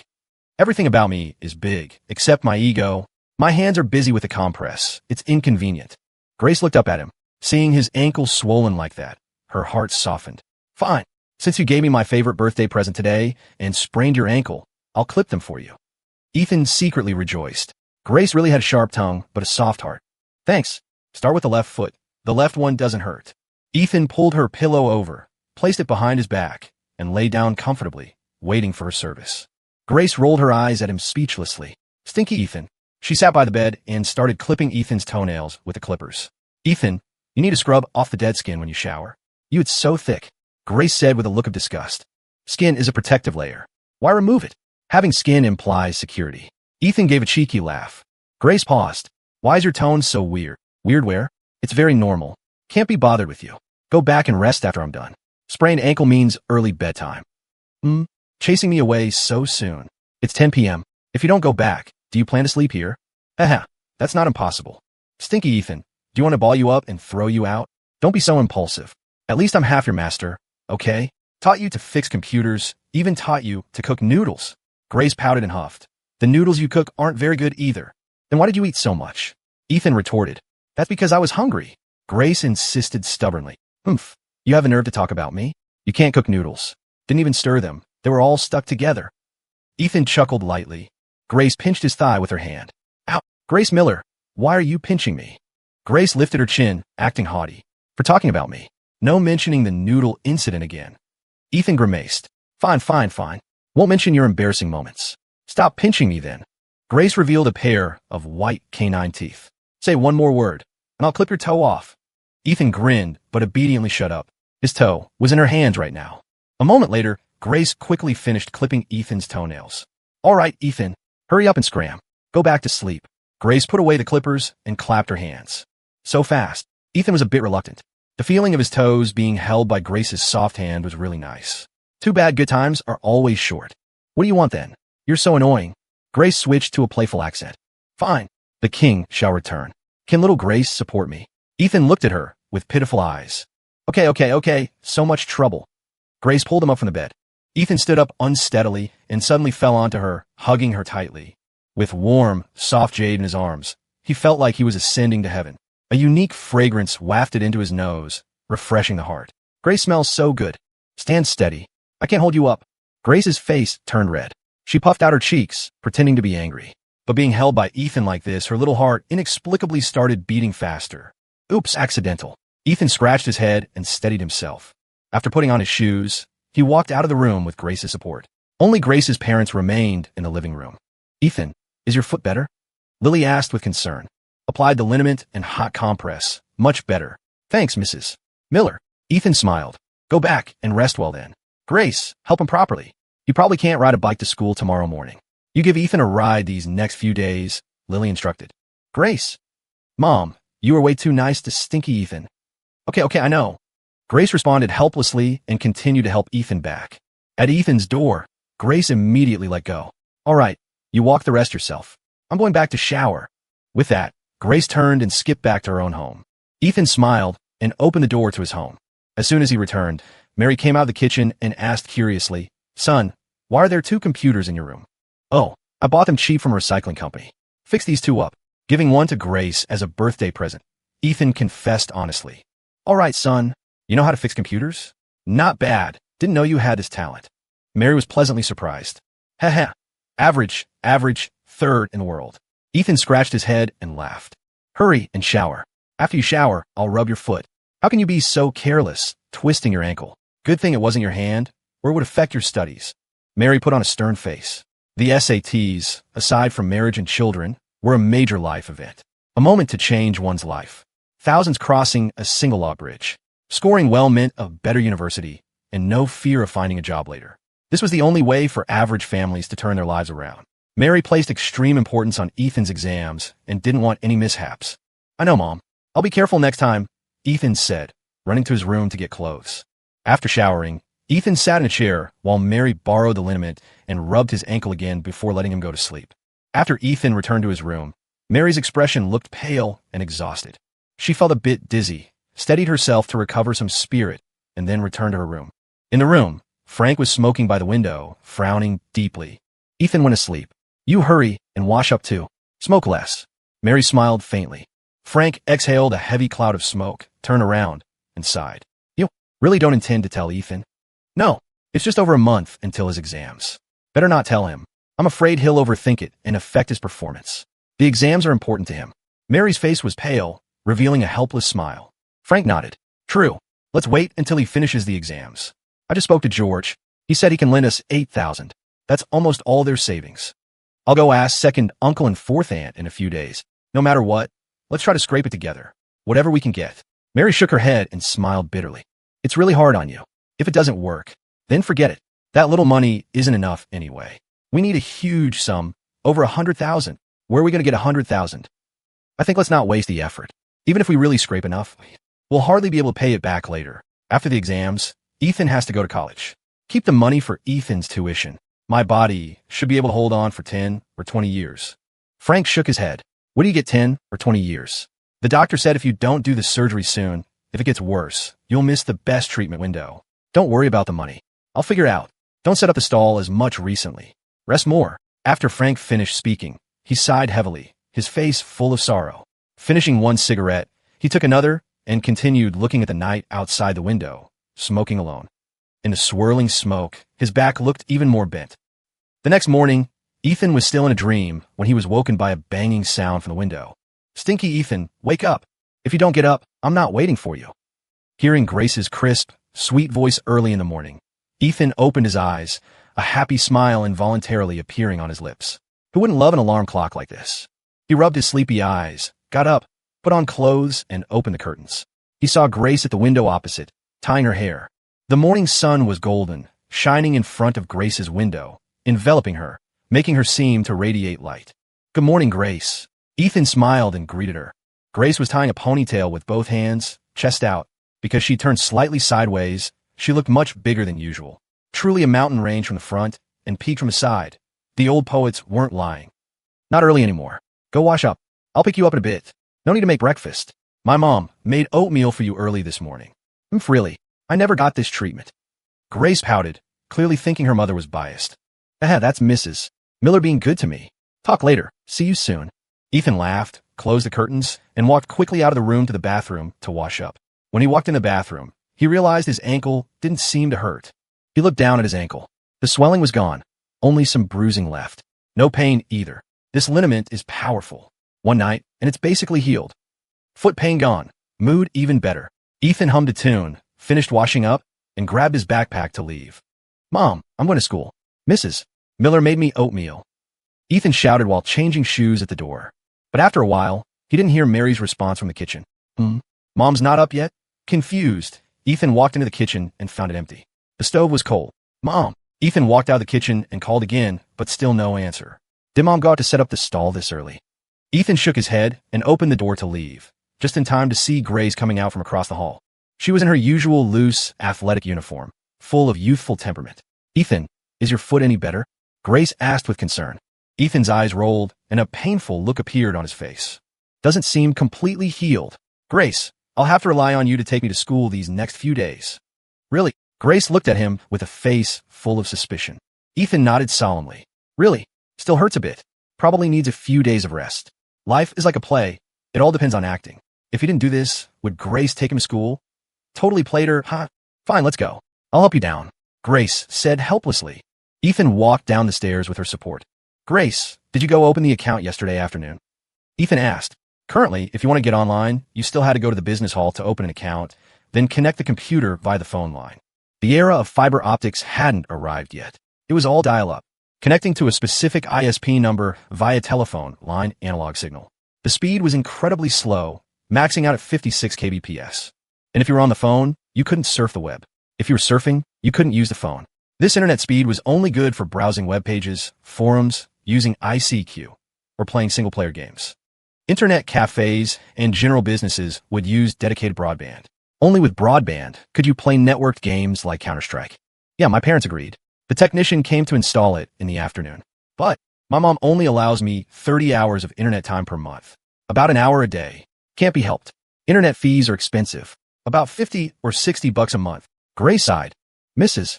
Miller is afraid you'll focus on surfing the web and neglect your studies." Ethan laughed. "Maybe. But getting to play for an hour every day isn't bad, huh?" Grace became happy in an instant. Women flip their moods faster than flipping a book. "All right, then when I get back from school, I'll help you set up the computer. You ask the installation technician to set up my line too. Time for my house to get a landline installed." Ethan laughed. "Sure. After school, I'll give the technician a heads up." Grace nodded. Approaching the SATs, classes were basically non-existent. Every day, teachers explained practice questions or let students study on their own. School time passed in a blur of intense revision. After school, Tank gave Ethan a ride to Sal Higgins' shop to fix computers first. Starting from the second day, the new apprentice, Gary Holt, began actively asking Ethan about computer repair. Ethan didn't pay him much attention, letting him correct his attitude first. Maybe if he was in a better mood, he'd teach him a thing or two. Gary was totally dominated by Ethan and could only obediently listen and help out, daring not to talk back. After fixing the computers, Ethan returned home. The technician came from the telecom company. This wasn't the massive conglomerate it would become later, but a newly established company handling local operations. Mary saw Ethan return and quickly asked, "Ethan, why did you call someone to install a phone and internet? That costs a lot, right?" Ethan grinned. "Not much. Just 300 or 400. Mom, don't worry. I made some money fixing computers recently. Installing the internet will make it easier for me to learn about computers. These days, fixing computers earned over 7,000 RMB, approximate $900. Plus his savings, Ethan now had about $4,000 in cash on hand. Spending a few hundred to install a phone wasn't a huge expense. Working another month or so would be enough to open the shop. Then the soft furnishings for the shop plus stocking some computer parts. That would be a very large expense. Mary patted his head and smiled. My son is great, knowing how to make money so quickly. But you still need to focus on preparing for the exams. Don't get distracted. Also, if you make money, remember to save it for college. Don't spend it recklessly. Seeing Ethan had the ability to earn money, she felt very relieved. Mom, I know, Mom. Ethan smiled in response, but he looked closely at his mother and noticed her face was a bit pale. He couldn't help asking, Mom, you don't look too good. Are you tired? Do you want to go to the hospital for a checkup? Mary smiled. No need. I'm healthy. Still need to get regular checkups. Don't worry about the cost. I have money. Ethan said very seriously. Okay. Mom listens to you. All right? We'll talk about it another day. Mary brushed it off. More than an hour later, the technician finished installing the phone and internet at Ethan's house. After paying, Ethan started connecting the computer on the desk in his room. Installed his computer, dialed up, successfully connected. Awesome. Finally able to surf the net at home. Ethan couldn't be more excited.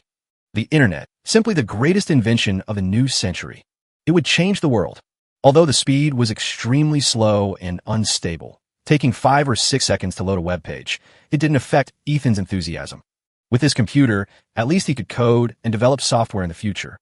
A solid money-making tool. Software where games developed later could sell for money. How cool is that? In 2000, this was an era where the internet and computers hadn't fully permeated society.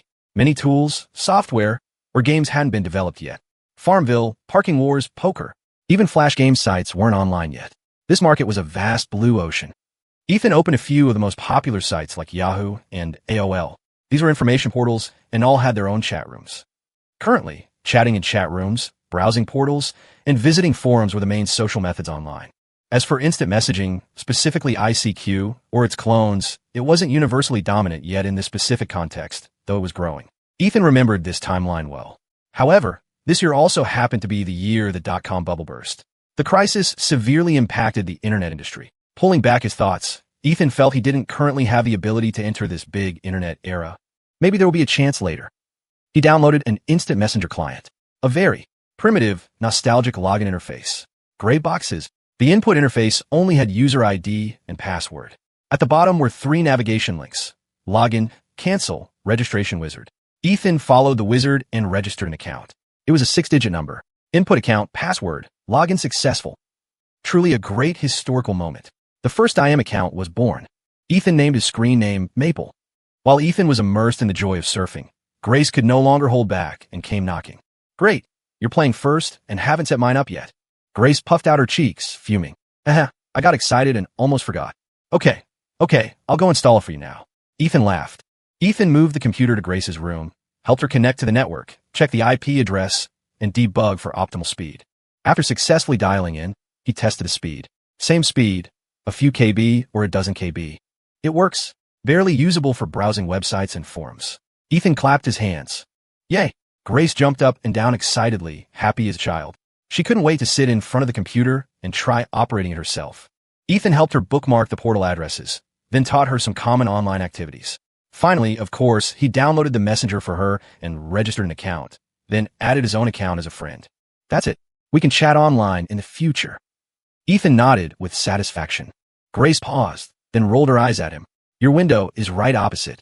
Why would I chat with you online? Ethan was speechless. That seemed true.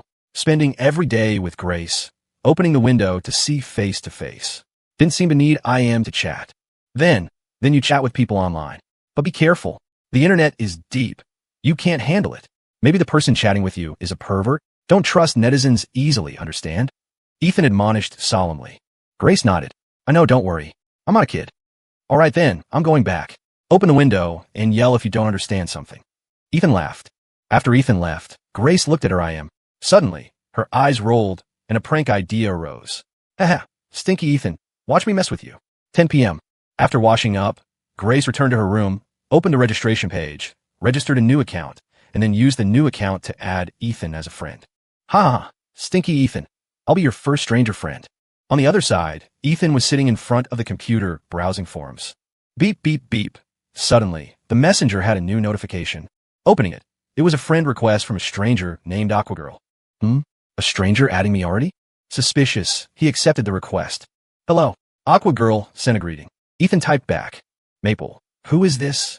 AS/L. Aquagirl. What is AS/L? Maple. Age, sex, location. Are you a guy or a girl? Aqua girl. Girl. Maple.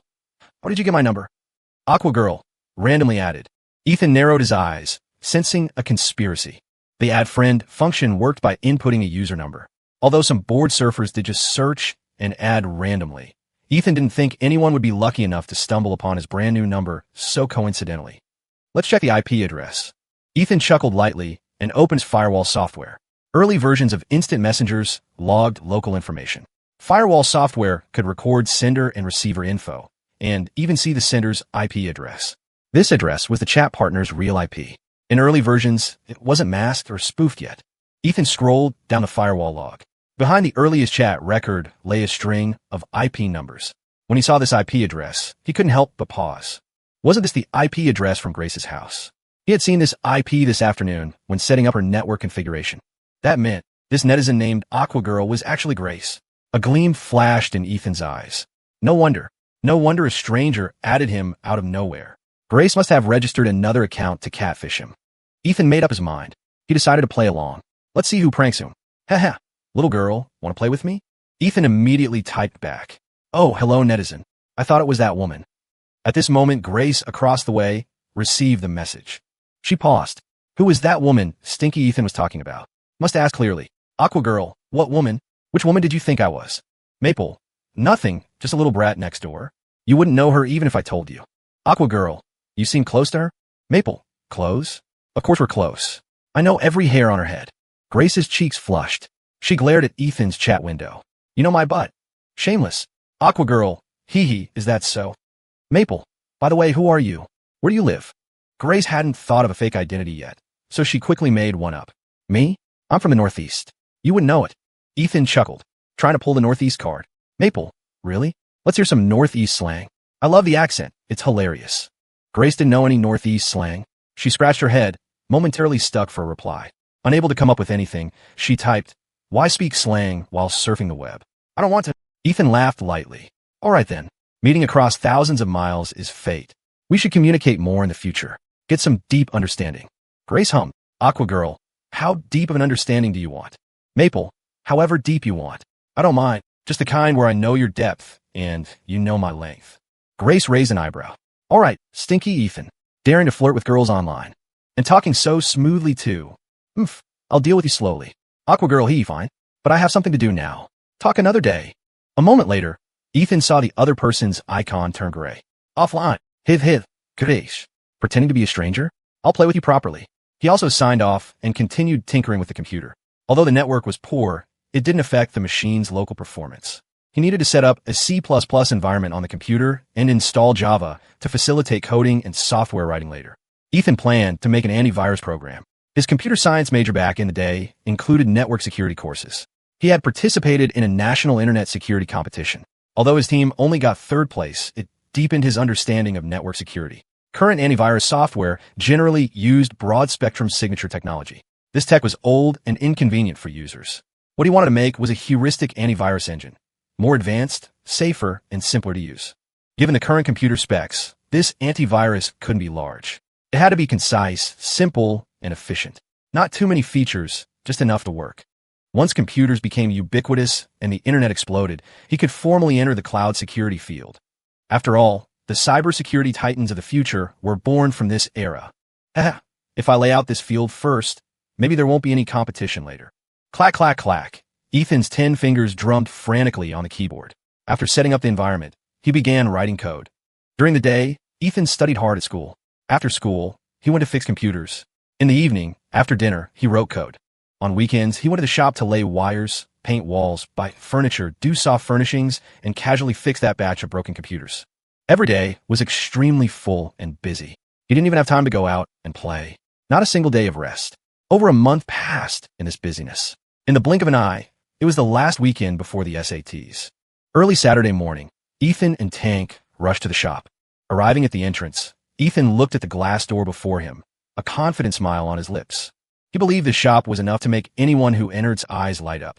Above the shop was a simple yet design-forward sign. On the left was a minimalist red maple leaf logo. On the right was the shop name. Westford Electronics, computer repair experts. The reason for Westford was was the homophone with she phone, west wind/maple, signifying the starting point of his and Grace's future life. A simple and clear name with a direct suffix. Anyone seeing the sign would know instantly. This was a professional computer repair shop. The first impression of the storefront was very comfortable, fashionable, and minimalist. Ethan knew, of course, that this had the flavor of an Apple store. Entering the shop, the interior decor's main tone was white and pale yellow, for white walls combined with pale yellow recessed lights. On both sides were solid oak tables, and the display shelves were rendered with LED strips for atmosphere. People in such an atmosphere would feel very at ease and comfortable. The shop had 4 main areas. Left and right were display shelves. The central area had 2 solid oak tables, custom-made to Ethan's design, very beautiful and grand. Ethan planned to use these 2 tables to display computers and various accessories, so customers entering would immediately feel a strong tech vibe. After all, besides repair, Ethan planned to sell custom-built rigs and new or used parts. The third area was the lounge.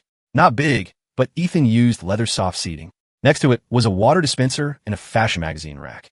This area was mainly for customers waiting for their computers to rest temporarily. This area was also where Ethan planned to focus on service improvement later, because this was where contact with customers happened and where customers might stay the longest. It was a key service scene. The fourth area was Ethan's workspace. The wall was covered with a pegboard holding various tools. The desktop also had various testing instruments, pressure gauges, power supply boxes, etc. Although there were many things, it was very tidy and aesthetically pleasing. This area was also made semi-open. Half of the workspace was visible, giving customers a very professional, intuitive feeling. The other half was blocked by partition, which featured a very sharp, simple Westford logo. The entire shop gave off a very minimalist, fashionable, high-tech feeling. The design was extremely advanced, and the immersion was strong. Ethan chuckled lightly, very satisfied with his masterpiece. Westford Electronics, ready for takeoff. Boss, big brother Ethan, Henry Payne, and Hannah came out of the work area to welcome him. Henry, good job. The cleaning is excellent. Ethan patted him on the shoulder and praised. Henry was wearing new clothes and shoes now. Although still a bit thin, his mental outlook was much better than a month ago. Hannah beside him was also clean and tidy, with 2 cute pigtails, looking adorable. Her hair wasn't as dry and yellow, and her face no longer looked malnourished. Ethan rented a room with a kitchen nearby for them. With wages, their food improved. Eating well meant better health. Just doing my job. Henry's usually stoic face showed a bit of a smile. The shop renovation is done. You guys don't have much to do for now. Just watch the shop. Tank and I are going to the tech tower later. You move that batch of computers to the middle of the shop. Wipe them down with a dust-free cloth. Try to get them as clean as possible. Use that plastic de-yellowing agent to wipe them down so the monitors look newer. Just be careful not to get it inside the machine. Yes, boss. Henry nodded seriously. Ethan smiled. Henry's execution was super strong. He did things meticulously and perfectly. This was inseparable from his personality. Henry was a very introverted person who spoke little. He was sensitive inside and extremely eager for others' approval, especially Ethan's. Such people worked without talking, but did things in detail and well. They weren't afraid of hardship. They just wanted to do the job well to get approval. Ethan hoped he would become more cheerful and extroverted later, but obviously, that wasn't something achievable overnight. Think it slow. Ethan believed he would definitely grow and become better. After delegating tasks, Ethan walked around the shop again, moving the positions of tables and chairs. Finding some places lacking decorations, he noted them in a small notebook to improve later, striving to perfect every detail before opening. Ethan checked the time on his phone. It was already 11 a.m. Time to go to the tech tower. The purpose of this trip was to find a buyer who could digest this batch of used computers and to find some general agent connections for computer parts. For this shop, computer repair was the main business. Selling custom rigs and parts was secondary. But don't underestimate the profit of these 2 businesses. Custom rigs actually had the highest profit margins, whether new or used. New machines usually had a 30% margin.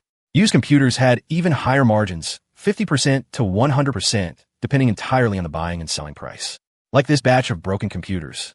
Now that they were fixed, the price difference in selling them would be high, 20, maybe 30 times the cost. Tank, bring the business cards. Let's go. Ethan smiled. Hey, you got it, boss. We have a business and cards now. Tank said happily. Hearing they were going to talk business at the tech tower today, he had specially bought a white shirt and jeans to look more mature. If he wore a t-shirt and slacks, he'd look too green. Taking the business cards, the 2 left the shop. The tech tower was a bit far from downtown, so they took a taxi directly. About a 20-minute drive later, Ethan and Tank arrived at the tech tower. Ethan stood at the building's entrance, looking at the bustling crowd entering and exiting, a hint of hope in his eyes. The tech tower was a 10-story building. The first 3 floors were an electronics mall, and the upper 7 floors were corporate offices. This was the most concentrated place for electronic products in the entire Chicago suburb area, and also the base for various electronics manufacturers and general agents.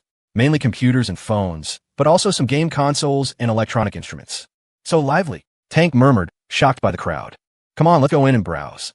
Ethan laughed. Ethan led Tank into the building. The first floor was full of game console stalls, phone stalls, and computer part stalls. This was largely an electronics mall facing consumers, all storefronts. Ethan just looked around casually and went directly to the 3rd floor. The 3rd floor specialized in computers and parts. There were fewer people here. Usually, people only came here if they wanted to buy a computer or parts. Ethan circled the 3rd floor a few times, identifying a few large storefronts. These stores sold both used and new computers and also had signs up for buying used computers. Ethan arrived at the entrance of 2 large stores. These 2 were right next to each other, doing the same business. There were 2 women at each entrance greeting passers-by, fighting openly and secretly. Ethan narrowed his eyes. He had a plan. Tank, let's go to this one first. Ethan pointed to the left one, a computer shop called Titan Tech. Okay. Tank nodded, following behind Ethan. At the door of Titan Tech was a woman around 30, wearing heavy makeup.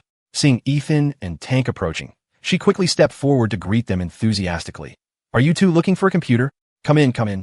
Our shop has a very complete selection. Good specs, high quality, and great prices. Ethan smiled faintly. Hello, I'm here to sell used computers. The woman froze. The smile on her face immediately retracted, and she asked coldly, selling used computers? Oh, what specs? Did you bring them? Buying computers meant bringing money. Selling computers meant asking for money.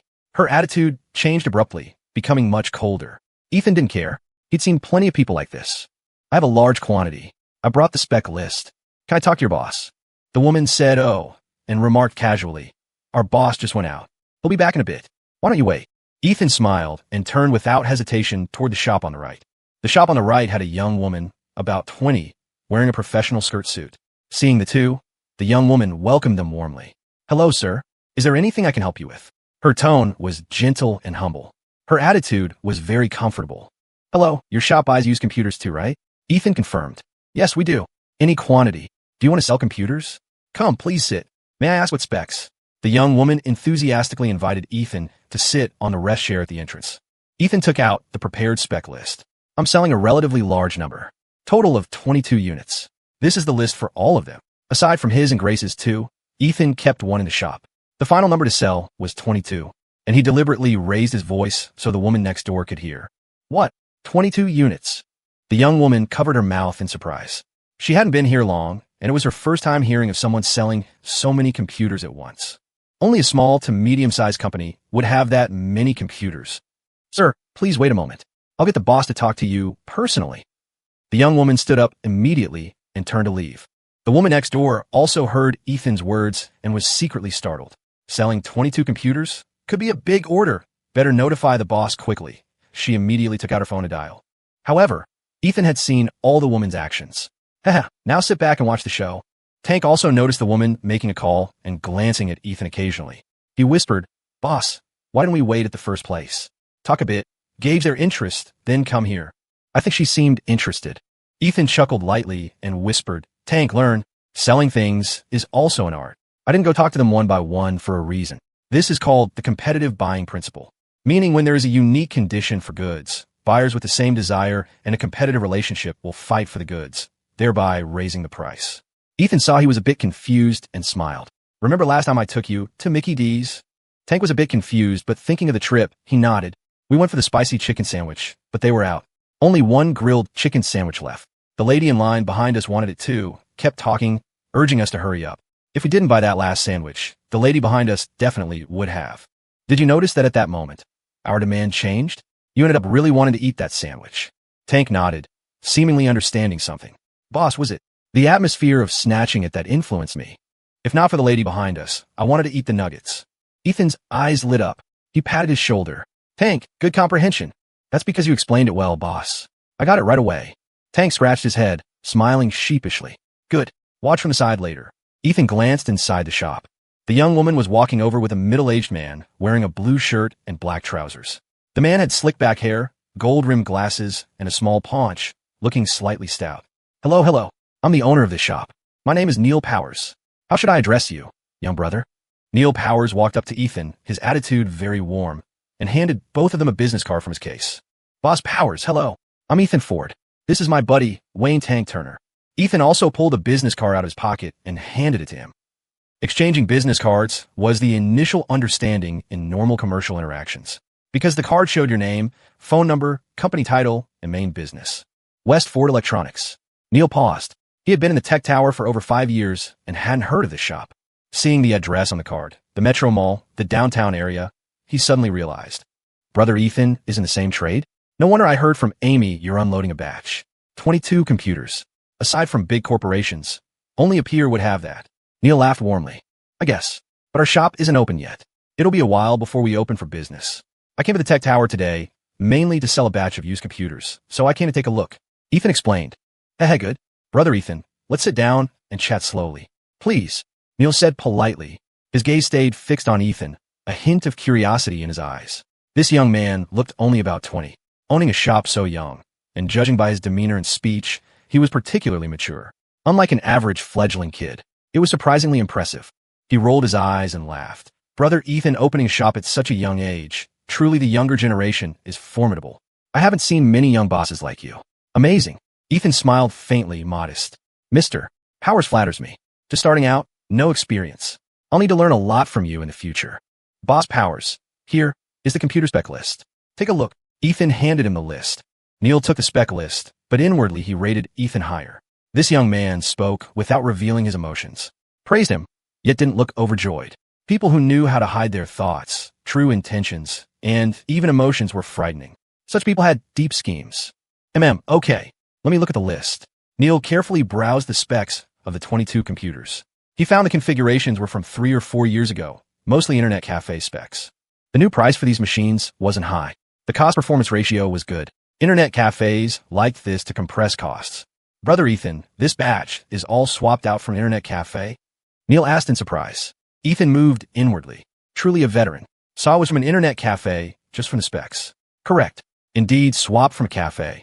Boss Powers has a sharp eye. Ethan smiled slightly and nodded. Neil laughed. Seen too many. Just practice. Judging by the list, these computers are indeed decent. If the price is right, I can sell them to individual customers. If the machines have no issues, I can definitely take them. How does Brother Ethan plan to sell? Neil narrowed his eyes as he finished speaking, staring fixedly at him, trying to catch any subtle expression on Ethan's face to judge his psychological bottom price. Ethan remained expressionless, seemingly pondering. Hey, is this the young brother who wants to sell computers? Suddenly, a rough voice rang out from the shop next door. Ethan turned to look. A fat man in a suit with a big belly was hurrying over, smiling warmly at Ethan. Hello there. I'm the owner of Titan Tech next door, Vance Hill. Here's my card. How should I address you, young brother? Vance Hill handed out his card. Ethan Ford. Ethan smiled slightly, standing up to accept the card with both hands. Hello, Boss Hill. I went to your shop just now, but found you weren't in, so came over here to sit. Ethan left room in his words, also signaling to Vance that he hadn't reached a deal with Neil yet. Vance was naturally a shrewd person too. Hearing Ethan's words, a gleam flashed in his eyes. Is that so? My apologies. I just went to the restroom. My clerk heard someone was selling a batch of computers, so I rushed back. What specs are you selling, Brother Ethan? Let me see too. Vance laughed. Seeing Vance, Neil frowned, an unhappy look appearing on his face. Boss Hill, this is uncool. Didn't you see I was talking business with Brother Ethan, barging into my shop and trying to cut in right in front of me? Isn't that a bit excessive? Towards the end, his tone turned colder. Their two shops were right next to each other, doing identical business. They stole customers and competed constantly. Vance brazened it out, scoffing. Boss Powers, you haven't closed the deal yet. How can you say I'm cutting in? Besides, who gets this business isn't decided yet. Neil's face was ugly, but he couldn't say much. He suppressed his anger, his expression returning to normal. Boss Hill, for you to swallow these 22 machines might be a bit difficult, Neil said calmly. Although he said this to Vance, it was meant for Ethan, meaning Vance's funds were limited. Not as financially strong as him, Neil Powers. Ethan was a veteran of the business world. He heard Neil's implication immediately, but he didn't mind another competitor. So he laughed. If Boss Hill is interested, sit down and chat too. Take a look at the spec list. Good, I'll look first. Vance pulled out a chair and sat down, disregarding that this was Neil's shop, Pioneer Systems. He picked up the list on the table, scanned it, and nodded. Cafe computers from a few years ago. Specs are okay, still usable. Brother Ethan, I'm quite interested in this batch. Are you selling individually or bundled? Ethan looked at Neil and smiled. Selling individually is too troublesome. I'm bundling. 22 computers, $8,000. And for all machines, our shop provides a 1-year warranty. Repair or replace if there are issues. Averaging just over $360 per unit. For these specs, that price wasn't high. Actually a bit cheap. Ethan estimated that if sold individually to personal customers, a single unit could sell for $500 to $600. If they had existing customers, there was definitely profit. Both bosses were insiders, so Ethan didn't mess around. He stated his bottom price directly. Hearing Ethan's price, Vance and Neil couldn't help but show slight joy. And hearing Ethan dared to offer a 1-year warranty, that was too good a deal. Usually, used computers were only warranted for 3 months. After that, repairs cost extra. A 1-year warranty truly tempted them. A slightly low price plus a 1-year warranty. As long as the computers worked, buying them was pure profit. Ha! Brother Ethan really knows business. This price isn't too high. I'll take it. Vance spoke up immediately. From the pricing, he sensed this young man wasn't simple. Knew how to handle people, knew business even better. Ethan smiled slightly. Make money together, right? If I asked too high, you wouldn't buy. Neil didn't want to be beaten by Vance. So he immediately said to Ethan, Brother Ethan, you daring to offer a year warranty shows great sincerity. And I'll offer a flat price. $8,500. Sell these 22 machines to me. After speaking, Neil glanced coldly at Vance. Let him steal this good deal. Vance huffed coldly, saying sarcastically to Neil, Boss Powers is generous. But Vance Hill, I've been doing this for years. I have some capital. Brother Ethan, I offer $9,000. Sell this batch to me. Neil's face went cold. He immediately shouted, $9,500, $9,800, $10,000, $10,200. The two went back and forth, constantly raising the price. The atmosphere was tense. The smell of gunpowder was strong.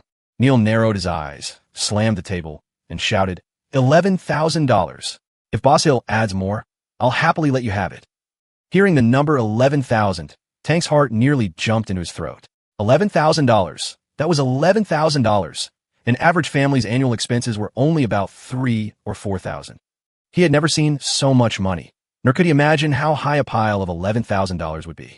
But this amount was enough to make an ordinary person happy for a whole year. Vance choked, opened his mouth, but finally calmed down. If he raised the price again, it wouldn't be very profitable. Might even lose a little. Buying it to work for free, $11,000 was already very high. Even if he sold them all, the profit would be thin. Not worth it. Businessmen don't do losing trades. Vance's face was dark and ugly. After thinking for a moment, he sneered, since Boss Powers is dead set on taking this batch, I'll be the bigger man. Business booming to you, Boss Powers. I have things to do, leaving now. Vance cupped his hands and stood up to leave. Since the deal failed, he didn't want to stay and see Neil's smug face. Seeing Vance leave, a relaxed smile finally appeared on Neil's face. Although $11,000 was high, there was still profit, just less. But making Vance leave with a dark face, that money was well spent. He turned to look at Ethan and smiled. Brother Ethan, I keep my word. $11,000 it is. I'll buy your batch. Consider us friends. If there's business in the future, let's look out for each other, haha. Ethan just chuckled lightly, not showing much joy. He nodded. Boss Powers is a straightforward man. I'm happy to make friends with you. As the saying goes, one more friend, one more path. More friends, wider roads. I've always been one to make friends.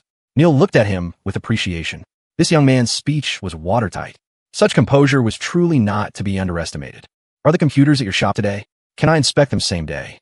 Neil asked. They are. Anytime. Awaiting your arrival, Boss Powers. Ethan smiled.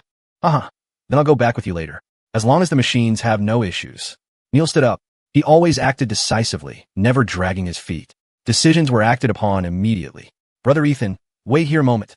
I'll get some things. Amy, pour some tea for these two brothers. Neil shouted into the shop, then walked quickly into the back office behind the display counter. After he walked away, Tank looked at Ethan, his face full of worship, and whispered, Boss, that move was brilliant. Ethan Ford chuckled, patting his friend on the shoulder. Tank, remember this. If you're ever the seller, you have to master this technique. The scarcity principle is a marketing weapon. It's simple and practical. This principle evolved into a business strategy called hunger marketing. You release limited stock to create a false impression of shortage. Customers rushing to buy allows you to maintain high prices and profit margins. Wayne Tank Turner looked stunned. Brilliant. People really fall for that. Ethan knocked on the table, his expression serious. Actually, this kind of marketing is already everywhere. Many companies use it. Because it's simple, easy, and effective, it's become a standard tactic. Take McDonald's, specifically the McRib. They could easily make it a permanent item. It's just a molded pork patty, but they only bring it back for limited times. People go crazy for it every time. They rely on the unique advantage of their product and use the scarcity principle to make people scramble for it. If they sold it year-round, sure, they'd make money, but the hype would die, and customers would complain when prices went up. Tank looked enlightened, as if a door to a new world had just opened. Ethan watched him, thinking hard, and smiled, letting him process it. Tank was his most trusted brother and would be his right-hand man in the future. He might be a bit simple now, but that didn't mean he'd stay that way. As long as he was in business, he'd get sharper. A young woman named Annie brought over 2 cups of tea. Please wait a moment, gentlemen. The boss will be out shortly, she said with a polite smile. No problem. We're in no rush, Ethan nodded. 10 minutes later, Neil Powers came out wearing a fresh jacket. His hair was slicked back with oil, clearly freshly groomed. Ethan nodded inwardly. Neil understood business etiquette. He wasn't just some small-time shopkeeper. Average small business owners didn't pay attention to these details. Only businessmen with a certain social standing and ambition did. Because when you stepped out, you were the face of your business. Sorry to keep you waiting. Shall we head out? Neil said apologetically. Not at all. Mr. Powers, are you driving? Or should we hail a cab together? I'm just starting my venture, so I haven't bought a car yet, Ethan admitted frankly. In front of a man like Neil, showing some authenticity made you seem more sincere. Neil laughed. In that case, I'll drive. I'm sure in the future, my young friend Ethan will be buying several luxury cars, driving a different one every day. Ha! He found this young man increasingly interesting. Sincere, yet calm and seasoned. His actions were watertight. If a guy like this didn't succeed, who would? Building a relationship with him now might benefit him in the future. You're joking, Mr. Powers. Driving a different car every day? The maintenance alone would kill me, Ethan replied casually. The 3 of them chatted as they took the elevator down to the parking lot. What surprised Ethan was that Neil was driving a BMW 5 Series, the E39 chassis. In the current market, this car started at around $50,000. Fully loaded, it could push 60 or 70 grand. A $50,000 car in the year 2000 was undeniably a luxury vehicle. There weren't many people in the Chicago suburbs who could afford such a ride. Usually, they were millionaires. Mr. Powers, you're full of surprises. People who drive an E39 aren't simple, Ethan complimented casually. You actually recognize this model? Neil was surprised. It's an import. Not many people know the chassis code. I've read about it in magazines. BMW's latest pride and joy, the benchmark for luxury sedans. Not many people around here can afford one, Ethan said, running his hand over the hood admiringly. Haha, you flatter me. There are plenty of rich folks in Chicago. I'm nobody. I didn't even buy this car. I don't have that kind of capability yet. My old man gave it to me. It drives nice, so I kept it, Neil said as he opened the door. Ethan sat in the passenger seat, Tank in the back. On the road, Ethan and Neil talked about everything from history to current events. Ethan controlled the rhythm of the conversation, his wit drawing frequent laughter from the driver's seat. Neil drove, occasionally glancing deeply at Ethan. This young man was extraordinary. No matter the topic, Ethan had insight. He had a very firm, rational understanding of the future. From the internet to manufacturing, he seemed to see right through to the trends of tomorrow. To have such long-term vision and understanding of industry. He was no ordinary person. What was even more terrifying was discovering during their chat that Ethan was only 18, a student about to take his SATs. A monster. He was an absolute monster. How could such a young genius exist? Listening to Ethan talk confidently about the future of manufacturing, Neil's shock only grew. About half an hour later, the car arrived downtown and pulled into the alleyway, stopping in front of Ethan's shop. Mr. Powers, this is my shop, Ethan said, getting out with a smile.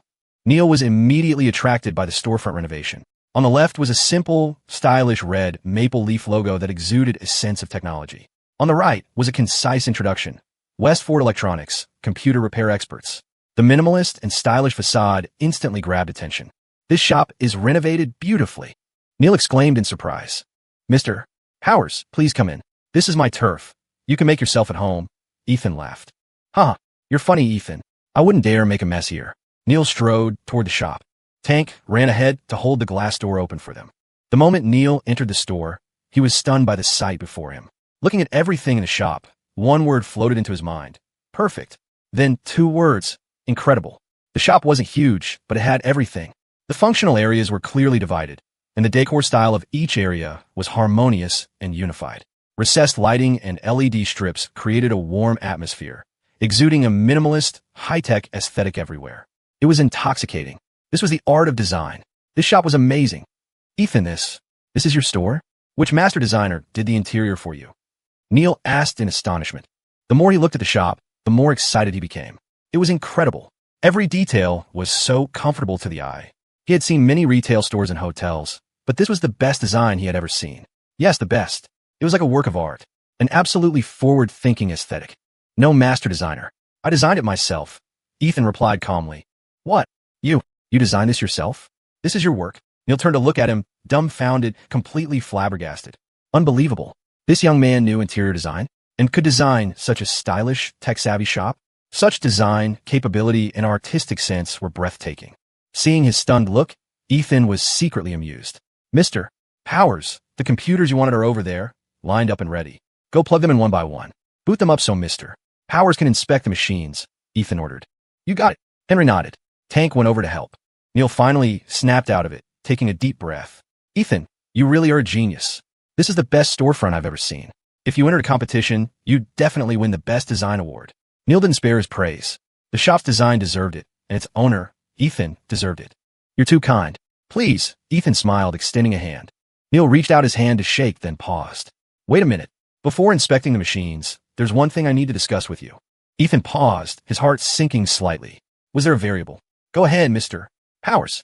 What is it? Ethan asked calmly, his expression unchanging. Neil immediately switched to a flattering face, rubbing his hands together. Could you help me design a shop like this, too? Ethan. He thought it was something serious. It turned out to be this. Seeing Ethan's stunned expression, Neil thought he was reluctant and quickly added, Don't worry, as long as you design it, I'll pay you a huge design fee. Ethan stared at him for a second, then smiled. That's no problem. Forget the design fee. You treat me as a friend, Mr. Powers, so we won't talk about money for that. Designing a shop wasn't hard for Ethan. He could knock it out in a night. It was better to do it as a favor. If Neil owed him one, he'd be easier to deal with in the future. Neil looked surprised that Ethan turned down the fee, but his appreciation for the young man grew. This kid was solid. Haha. In that case, I'm counting on you, my friend, Neil said sincerely. Please inspect the machines first. Ethan gestured. Neil nodded and began the inspection. Friendship was friendship. Business was business. Neil didn't relax his testing just because Ethan agreed to help with the design. He booted them up one by one, checked the component specs, tested performance, then opened the cases to check for wear on the parts. 2 hours flew by before he finished inspecting all 22 machines. The machines have been repaired, but the repair work is high quality. The parts are 80% new, no issues with usage. These machines meet the criteria. I accept them. Neil smiled with satisfaction. The batch was better than he expected. Although there were signs of repair, the workmanship was excellent and the traces were minimal. The parts should last a few years without issue. Overall, buying these computers wasn't a loss. He could definitely resell them, especially with a 1-year warranty guarantee. You have a sharp eye, Mr. Powers, Ethan complimented. Neil chuckled, then suddenly asked, You have some talented people working for you, Ethan. The repair level on these parts is so high. It's clearly the work of a master. Tank stood by the side, beaming proudly. Mr. Powers, the master you're talking about isn't anyone else. It's Ethan. Neil's eyes widened in shock as he looked at Ethan. What? You fix these? You know how to repair computers. Ethan nodded with a slight smile. If I didn't, I wouldn't have opened a computer repair shop. Wow, I didn't expect you to have such technical skills on top of everything else. A genius, Neil exclaimed. This young man knew so much. His future was limitless. Neil was even more determined to befriend Ethan. A genius like this was like a carp leaping over the Dragon Gate. Once the opportunity arose, he would be unstoppable. You flatter me, Mr. Powers. Next, shall we sign a contract? Business is business. We should follow the process, Ethan said humbly. Right, let's sign. Neil nodded. Ethan took out the prepared contract for him to review. Neil read it carefully several times, raised no objections, and readily agreed to sign. They signed on the spot, stamped their seals, and exchanged copies. Pleasure doing business, Ethan. I'll have someone transfer the funds shortly, Neil said, extending his hand. Ethan shook it warmly. No rush. Whenever you have a moment. Let's grab a bite to eat together. I'll treat you to the Great Lake Grill. How about it? Dining together suited Ethan perfectly. He wanted to build a relationship with Neil too. Sure, let's have a few drinks. Ethan turned to Henry and Tank. You guys don't need to cook. Come eat with us. Hannah can stay and watch the shop. Okay, Ethan. Henry responded. Ethan, I'll call ahead and book a booth, Tank said sharply, pulling out his phone. Ethan had bought him a second-hand mobile phone to make communication easier. That afternoon, the group went to the Great Lake Grill for dinner. Ethan and Neil enjoyed the meal thoroughly. Both were relatively sincere people and found it easy to talk. After a few drinks, they were acting like old friends, ignoring the age gap. At the table, Ethan didn't talk business or career, just friendship. It was their first day knowing each other. Sometimes you couldn't go too deep. Ethan knew exactly how to measure the conversation against the stage of the relationship. Tank accompanied them the whole time, occasionally pulling out a notebook to secretly record Ethan's conversational techniques. Henry just kept his head down and ate, saying nothing, looking a bit reserved and nervous. The meal lasted over 2 hours, stretching until 6 in the evening before they parted ways. Neil called a friend to drive his car and offered to drop Ethan off, but Ethan politely declined. Sometimes you had to stop at the right point. Relationships needed to be built step by step, not rushed. It was a push and pull technique in business relationships. After sending Neil off, Ethan, Tank, and Henry returned to the shop. Shortly after arriving, Ethan received a text message from his bank. First City Bank, dear customer, your debit account ending in 2213 has received a deposit of $11,000,000. Current balance. Ethan saw the balance and was overjoyed. 11 grand deposited. Neil was efficient. He had earned a good amount repairing computers at Fatty Zhao's place over the last month, but the shop renovation had cost him about $5,000. The furniture was expensive for a reason. Leather chairs, sofas, 2 slabs of solid oak, flooring, ceiling work, and so on. Plus, stocking up on repair equipment had cost a lot. Now, with over $15,000 in the account, he had enough startup capital. He needed to order a batch of computer parts and do some marketing, which would take money. Ethan, what's the good news? Why are you smiling like that? Tank asked, poking his head over curiously. Ethan grinned. Neil's money came through. A clean $11,000. What? That's awesome. Tank jumped up in excitement. 11 grand in one go. That was the largest sum of money he had ever seen. Come on, let's buy some things to take back. I'll get a gift for your mom, too, as a token of my appreciation. Then we'll head to Fatty Zhao's and finish today's work, Ethan said. You got it. The two went to the Metro Mall for a round of shopping, wanted to bring some gifts home. Ethan bought 2 sets of clothes for his parents and some tobacco and wine for Grace's parents. By the time they finished shopping and got to Sal Higgins' shop, it was already 8 in the evening. Ethan walked in front, entering the shop, with Tank following behind carrying bags large and small. Mr. Higgins, how many machines to fix today? Ethan asked with a smile. Sal Higgins sat behind the counter. He didn't stand up to welcome them, speaking coldly. Oh, just one. Huh, no way. Just one on a weekend. Ethan narrowed his eyes at him. He sensed a change in Sal's attitude. He wasn't as enthusiastic as before. Just one left. Gary fixed the others, Sal smiled smugly. Mr. Higgins, that's not cool, is it? We agreed he was just an assistant and I would do the repairs. This isn't very ethical of you, Ethan said coldly. After more than a month, Gary Holt had indeed learned some things. He could fix simple problems now. But Ethan hadn't expected Sal to bypass him so quickly and let Gary do the repairs himself. Fatty Zhao was too impatient. Sure enough, it had come to this step, just faster than Ethan had anticipated. Hearing this, Sal's face turned colder. He stood up, straightened his clothes, and said, Ethan, Gary has been learning for so long. It's time he graduated. What's wrong with letting him test his skills? Besides, this shop is mine. The customers are mine. I can let whoever I want fix them. Do I need your permission? Tank's face flushed with anger. Bullshit. Mr. Higgins, you agreed before that only Ethan would fix the machines. Now you're giving them to Holt? What does that mean? You don't keep your promises at all. Is this how you do business? Sal sneered. Tank, when did I say I'd only give them to Ethan? Do you have proof? Did I ever say those exact words? Tank was so angry he couldn't speak, glaring at him. You want to punch that greasy, fat face right now. Enough, Tank. Ethan's face was calm as he stopped Tank's impulse. Mr. Higgins, speak your mind. Doing this. How do you expect us to cooperate in the future? A look of triumph flashed in Sal's eyes. So this kid has his day of reckoning too? That's what you get for not cooperating nicely with me. You still want to make money here? Dream on. As long as I have a replacement. You're useless to me. Ethan, why don't you consider my previous proposal? I'll pay you as a technical consultant. You only train people. For every person you train, I'll give you a bonus. How about it? You won't have to work so hard fixing things yourself anymore. Sal grinned sleazily, staring at Ethan, wanting to see his reaction. But Ethan's face remained calm. showing no fluctuation at the proposal. Hey, Mr. Higgins, you want me to step back behind the scenes just so you can pocket the repair money yourself, right? Ethan exposed his hypocrisy in one sentence. Sal huffed coldly, neither confirming nor denying. Ethan's mouth curled into a mocking smile. Let me help you train people so you can expand the business and make a fortune? And I just earn a labor fee? Mr. Higgins, aren't you dreaming a little too big? You think I'd agree to those terms? Sal shrugged indifferently. If you agree, we can continue to cooperate. We can make money together. If you don't, well, then I'm sorry. Starting tomorrow, you don't need to come in. With these words, Sal Higgins finally tore off the mask and broke ties with Ethan completely. He revealed his true purpose, to monopolize the repair money. He had long been envious of the money Ethan made from repairs. In just over a month, Ethan had made $7,000 or $8,000, more than Sal made selling computers. Such a huge profit was enough to make him greedy. Now that he had Gary Holt, he naturally didn't want Ethan taking that slice of the pie. Well, Ethan, make up your mind. Sal smiled smugly, feeling he had Ethan completely under his thumb. Ethan laughed coldly. Mind? I made up my mind that you can go eat shit. Sal's face flushed with anger. What did you say? Eat shit. Ethan enunciated clearly, smiling. I didn't like coming here anyway. Tank, let's go. Ethan turned and walked away without any hesitation. His own shop was opening in a few days anyway. He wouldn't have time to fix machines for Sal. And in the future, they would be competitors. Right behind you, Ethan. Tank grabbed his bags and quickly followed. Sal's face was dark as he waddled out the door, shouting at Ethan's back. Ethan, you ain't nothing. Ungrateful little punk. Tooey. On the way home, Tank was still fuming. Ethan, that fat bastard is too much. He made it clear he wanted to dump you and hog the repair money. Son of a bitch. Before, he said we'd handle the repairs, and now that he has that Holt kid, he kicks us to the curb.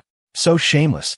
Ethan rode his bike, his expression calm, not sharing Tank's rage. He had expected this to happen sooner or later. It was just a bit faster than he thought. Tank, there's no need to get angry at people like that. It just ruins your own mood. Remember, in business, there are no eternal friends, only eternal interests. No matter how tight you are with a partner, if the profit is big enough to tempt them, they will likely turn on you. Flipping on you is common. Plenty of so-called friend will stab you in the back at critical moments. Ethan spoke calmly. He had seen too much of this, experienced too much. That was why he became colder in business. When dealing with business people, you couldn't trust them completely. No matter how you cooperated, you always had to keep a card up your sleeve. Tank listened to Ethan's words and nodded heavily. Right, Ethan? I know. I'll remember that. He etched Ethan's words deep into his heart. All right, we made good money today. Cheer up, Ethan smiled. By the way, I see you and Sally have been getting close lately. Is there something going on? Tank's round face showed a rare, shy expression. There's a little bit of progress. Ethan, I followed your advice. I want to find her every day, thick-skinned, treated her to ice cream and snacks. She seems to accept me a bit now. I feel like there's hope. Ethan was surprised. Really? I didn't think you had it in you, you big lug. It's all thanks to your teaching, Ethan. Tank laughed simply, looking blissful. You'll have to keep at it. Sally. She might be a tough nut to crack. Ethan smiled. He had seen Sally. She was pretty, indeed one of the class flowers, but she liked to play around. She hung out with a lot of guys in the class. And he heard she was close with some guys from the next class over. The girl looked shrewd. Tank was naive and simple when it came to chasing girls. It might not be easy to win her over. Yeah, Ethan, I'll work hard, Tank said spiritedly. The two rode and chatted through the night, arriving back at the neighborhood before long.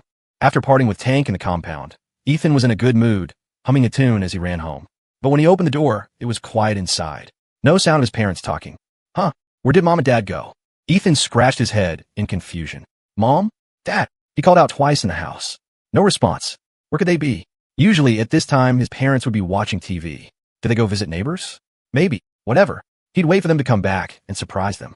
Ethan put his parents' gifts in his room, then hid the gift for Grace Miller in a bag and went across the hall to Grace's house. He knocked on the door. Is Princess Grace home? After a moment, rapid footsteps came from inside, and the door opened. Huh, smelly Ethan, why are you back so late? What did you go fooling around? Grace was wearing a loose pink nightgown. A pair of long, shapely legs were exposed beneath the hem. She was drying her wet hair with a towel, her exquisite face flushed red, her snow-white skin glowing pink, radiating the alluring charm of someone fresh from a bath. Ethan's eyes went straight immediately. Damn, Grace, you little temptress. Coming out dressed like this to seduce this old monk? I'll have to use my demon-subduing staff on you one day. Grace was drying her hair and didn't hear a reply. She glanced at him and realized Ethan's eyes were sizing her up. Her cheeks instantly reddened, and she glared at him. Smelly Ethan, what are you looking at? Cough, nothing, nothing. I was just wondering when I should buy a couple of toy planes to play with, Ethan said with a straight face. Planes? Why play with planes? Wanted to test out the landing strip. Grace paused, then looked down her chest. The loose nightgown covered everything. She suddenly understood his meaning. Detestable. Smelly Ethan, you're asking for a beating. Grace blushingly grabbed Ethan's right hand, put him in a joint lock, and secured him from behind. Ow, pain. Let go. Ethan pretended to cry out, though it didn't really hurt. But he felt his back pressed against something soft. Seemed not small. Is she having a second growth spurt? Seeing him cry pain, Grace let go and let him in. Spill it. Why are you back so late? Where were you? You smell like smoke and alcohol. Did you go drinking again? Grace put her hands on her hips, glaring at him like a strict wife. Ethan closed the door and looked up at the ceiling. Your parents aren't home? Let's talk in your room. Don't look at me like that. I had a business dinner. Couldn't help it. Grace pinched her nose in disgust. Business dinner? Instead of reviewing for exams? What the hell kind of business? They went into her room together and closed the door. Hey, how come your parents aren't home either? My parents aren't home. Did they go out together? Ethan asked curiously. Grace shook her head.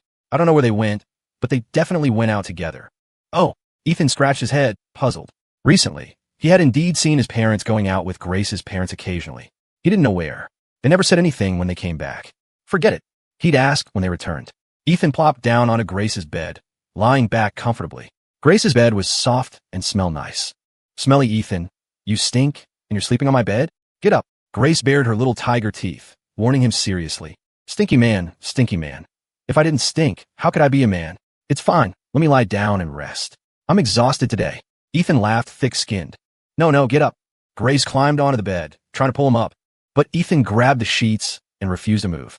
Grace puffed up her cheeks, disregarded everything, and sat directly on his stomach, grabbing his collar with both hands to haul him up. Get up. No, then I'll strangle you. Stop. Grace, do you like this position? What do you mean? I have 10,000 ways to strangle you. Tell me, which posture do you prefer? Ethan acted shy. As long as you like it, I can accept any position. Grace froze, looked down, and realized she was sitting on Ethan wearing a nightgown. Her face turned apple red instantly, and she scrambled off. Smelly Ethan, I'm gonna hit you. Grace's little fist was about to fall. Stop. Can you not hit the face? Why not? Because I have to make a living with this face. Dream on. Her small fists fell like raindrops on Ethan. It didn't hurt. Actually, it felt kind of nice. But Ethan cooperated by howling in pain. Finally, she dragged him up with her domineering brute force. No lying on my bed. Okay, no more playing. I have a gift for you. Grace, holding his collar, suddenly froze. Gift? For me? What gift? Ethan picked up the bag from the bedside and handed it to her. Look for yourself. You'll definitely like it. Grace let him go, took the bag, looked inside, and pulled out a box. When she saw the image on the box, she froze. Then her expression turned to joy. A Walkman. A Walkman. She shouted in excitement. It was the Sony Walkman she had always wanted. She could carry it anywhere and change cassette tapes. And this model came with headphones. Now, she could listen to music anytime, anywhere. She had wanted to buy one for a long time, but didn't have the money and didn't want to ask her parents. She planned to work a summer job after the SATs to buy one. She excitedly stroked the box, happy as a child with a new toy. Ethan saw her surprised look, and a smile curled his lips. Just as he thought, she loved it. Ethan, is this really for me? You be kind enough to give me a Walkman? Grace looked at him suspiciously, as if suspecting an ulterior motive. What's with that look? I made some money, so I bought you a gift. What's wrong with that? Relax, no strings attached. Ethan laughed. Then, thank you. Grace felt warm inside and smiled sweetly. Ethan was actually a good guy. He knew to buy her a gift. He was worth keeping around. Ethan laughed roguishly. Grace, is thank you all I get? How about you give me a kiss? Left cheek or right cheek? Take your pick. Ethan twisted left and right, leaning his face toward her. Grace's pretty face blushed as she glared at him. In your dreams.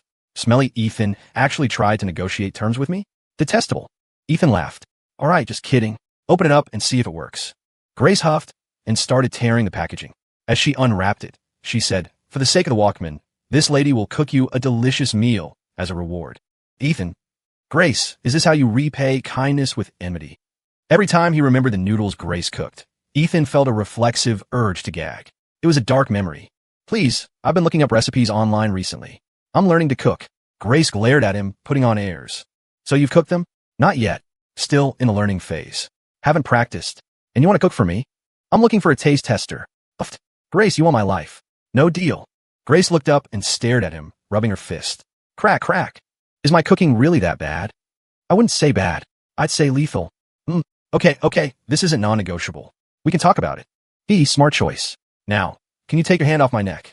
Grace satisfiedly lowered her hand and continued unboxing. After opening the box, a brand new Walkman appeared before her eyes, along with the headphones. So cool. Grace excitedly took the Walkman out, examining it with delight.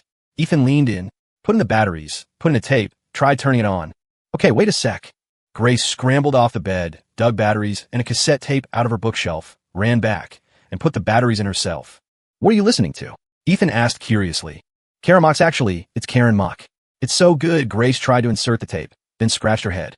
How do you use this? How do I open it? Ethan took the Walkman. Let me see. You're forcing it. Forcing it? No way. I was putting in straight. You put in backwards. Not like that. You have to align it with this black slot first, then slowly slide it in. Don't use too much force or go too fast. It'll hurt. I mean, break it. You have to control your strength. Like this. Insert it slowly, push it deep, until you hear a click. Ethan demonstrated for her. Click. The tape was firmly seated in the Walkman. Grace beamed. It really works? Ethan, you're great at inserting things. Ethan couldn't help but sputter with laughter. Cough. You only just realized my talent? You can experience it properly in the future. Experience what? It's just inserting a tape. Don't let it go to your head. Grace rolled her eyes at him. Tape in, switch on. The machine whirred to life, and music flowed out. Suddenly, darkness falls. The world could suddenly have nothing. I thought of you. Grace hummed along with the song, her two long, smooth legs swinging up and down off the edge of the bed in time with the rhythm. The loose nightgown rode up unconsciously, and Ethan's eyes were glued to it. That was the promised land for men of ambition. If Grace wore stockings, that would be a finishing move, right? Ethan's brain filled with images of Grace in the absolute territory of thigh-highs, and blood rushed to his head. Can't do this. No man could withstand it. Ethan, want to listen together? It sounds better with headphones. Grace asked suddenly. Ethan gathered his wits and smiled. Of course. Let me hear. Grace plugged in the cord and shared one earbud with him. Ethan took it, put it in his ear, and sure enough, the sound quality was great. He lay back on the bed, listening comfortably. Because the cord wasn't long enough, Grace had to lie down too, right beside him. The two lay on the bed together, quietly listening to the music, immersed in the soul-touching voice. Ethan smelled the scent coming from Grace, body fragrance mixed with shampoo. It was refreshing and plucked a string deep in his heart. It was the feeling of a crush. Ethan turned his head slightly to look at Grace. From the side, he could see her exquisite profile, long eyelashes, sculpted little nose, beautiful lip line. Every detail was perfect, like a masterpiece carefully crafted by God. Grace really was beautiful, breathtakingly so. No matter which school she was in, she would undoubtedly be the top beauty. No wonder the line of guys chasing her or crushing on her could circle the track 10 times. Why hadn't he thought she was this pretty before? Was it because they were too familiar? Maybe. Distance makes the heart grow fonder, but proximity makes you blind to beauty. Grace, are you thinking about dating in college? Ethan chuckled and asked suddenly. Grace turned her head, looking at him puzzled. Why ask that all of a sudden? Just answer me. I don't know. Maybe. If nobody wants you, I can consider taking you in. Ethan, is your skin itching again? Kidding? This lady can't find a date? There are so many people chasing me. Plenty chased you in high school. Didn't see you date any of them? That's because none of them caught my eye. Okay. Standards too high. Of course. The guy I like should be a great hero riding a multicolored cloud. You kidding? I can't fly. Want to consider the hero's sidekick? The kind that doesn't fly.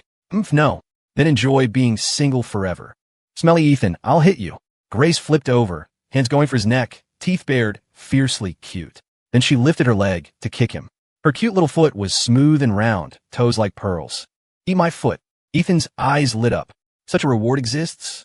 He grabbed her leg, opened his mouth, and pretended to bite down.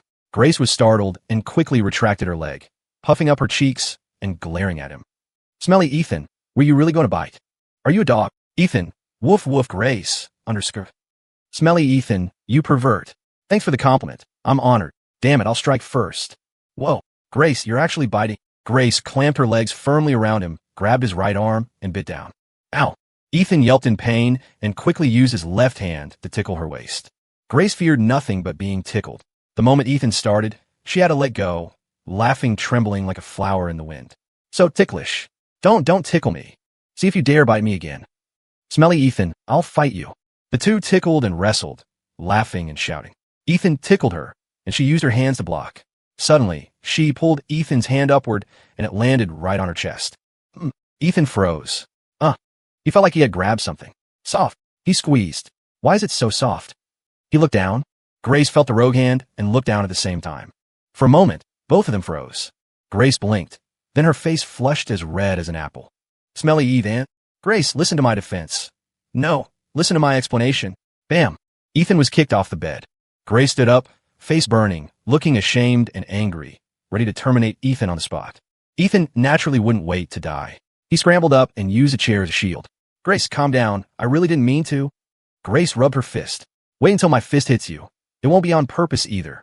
Explain it to my knuckles. Ethan twitched his mouth. Run now or die here. Grace, it's getting late. I gotta go. Bye. See you tomorrow. Ethan finished speaking and bolted, opening the door and rushing out at top speed, closing it behind him. Grace gritted her silvery teeth, blushing to the roots of her neck. Detestable. Let that smelly Ethan take advantage again. What did I say again? Then she recalled the scene where Ethan kissed her in public a while back, and her cheeks burned even hotter. Smelly Ethan. See if I don't fix you tomorrow? She huffed arrogantly, lay back on the bed, staring at the white ceiling, her heart racing for some reason. She turned to see the pink pig plushie on the headboard, grabbed it, and ruthlessly kneaded its face into various shapes. Squeeze you to death, smelly Ethan, always bullying me. But no matter how she squeezed, the pink pig always wore a smile. Now that smile looked a bit mocking. Grace angrily pulled at its face, still smiling. Detestable. On the other side, Ethan escaped from Grace's house and prepared to go home. As he reached his door, he saw it ajar and heard voices inside. Mom and Dad are back. Ethan was about to open the door when he heard his father, Frank Ford's, low voice. Tina, you know our family situation. We really don't have money. Mary has been seeing doctors recently, spent a lot, and we still owe medical bills. Can you lend me a little? Hearing this, Ethan was struck as if by lightning. He froze in place, not pushing the door open. Mom is sick. Then a sharp, mean voice rang out. Brother-in-law, where would I have money? Don't look at me having 2 clothing stores. I don't make any money every month. I don't have money to lend you. Ethan looked through the crack and saw the middle-aged woman speaking. It was his Aunt Tina. Her family ran clothing stores. She made the most money among the relatives, bought a house in the city early on, and drove a Volkswagen. But strictly speaking, the money to start her shop came from the relatives pooling cash for her. Ethan remembered his dad lent her the most back then, $2,000. At the time, that was the family's entire savings. Although his mom complained occasionally, she didn't say much since it was lent. Later, Aunt Tina succeeded, business was good, and after paying back the money 2 years later, she rarely contacted them. They only saw her during holidays back in the hometown. Since she struck it rich, she distanced herself from the relatives and never mentioned the money she borrowed back then. Inside, Frank heard this, his face looking grim, but he pleaded humbly, Tina, if we don't have money now, Mary's treatment can't continue. I'm begging you. Tina crossed her arms, lifted her chin slightly, and glanced at him sideways. Brother-in-law, begging me is useless. I really don't have money to lend. I sympathize with my sister's situation, but times are hard for everyone. Besides, if I lend it to you, I'm afraid you can't pay it back. You asked for $20,000? With your wages and a money pit at home, you won't save a dime all year. How will you repay? Isn't this just asking me to give you money for free? Frank's face looked even worse. He whispered, pleading, No, as long as you lend it, I'll work 2 jobs, I'll definitely pay you back. When Ethan goes to college, he can work part-time too. We'll pay you back soon. We just can't get over this hurdle right now. I really beg you, for the sake of us being family for so many years, for the sake that I helped you before, please. Standing at the door, Ethan's body trembled. He clenched his fists. His father had stood tall his whole life. He had never begged anyone so humbly. His father's words were like knives stabbing into his heart. Ethan didn't blame them at all. He only felt heartache. He hated himself for not sharing any of their suffering. Tina raised an eyebrow. You lent me $2,000 back then, and I already paid it back. I don't know your family anything. Besides, that kid Ethan, he's never been bright. His grades are average. Get into college? Even if he gets in, it won't be a good school. Expect him to earn money? If he can earn his own tuition, it'll be a miracle. Frank sighed heavily, his voice hollow. Really? You can't lend anything? If $20,000 won't work, any amount will do. I really just want to beg you. Help our family over this hurdle. Just this once. Tina looked cold. No, I really don't have money to lend you. All right, it's getting late. I should go back. I'm busy with work, lots of things to do. Don't call me unless it's urgent. I might not have time to answer. That's it. She stood up to leave before she even finished speaking. Tina walked toward the door, muttering under her breath. Lend money, my ass. Even if I had money, I wouldn't lend it to you people. She pulled the door open and was startled by a figure standing right there. Huh, Ethan? Ethan looked at her calmly. Yeah, leaving so soon, Aunt Tina? Not staying a bit longer? Oh, I have things to do. Another time. Tina glanced at Ethan, then walked straight past him, heading downstairs. Ethan looked back at her and shook his head. Relying on such snobbish relatives for help was hopeless. Ethan walked inside. Dad, I'm home. Frank's worried face squeezed out an ugly smile. Son, you're back. How was studying today? Ethan looked at him and sighed. Dad, why did you hide it from me? A what? Hide what? Frank's eyes showed panic. Why didn't you tell me Mom is sick? Ethan asked calmly, without a hint of blame in his voice. He knew his parents had given too much for this family. His father carried the whole house on his shoulders. For his mother, this proud man had put down all his dignity to beg and plead. Ethan didn't blame them at all. He only felt heartache. Frank froze. Father and son looked at each other in silence for a long time. The atmosphere was oppressive, like a heavy dark cloud over them. You know everything?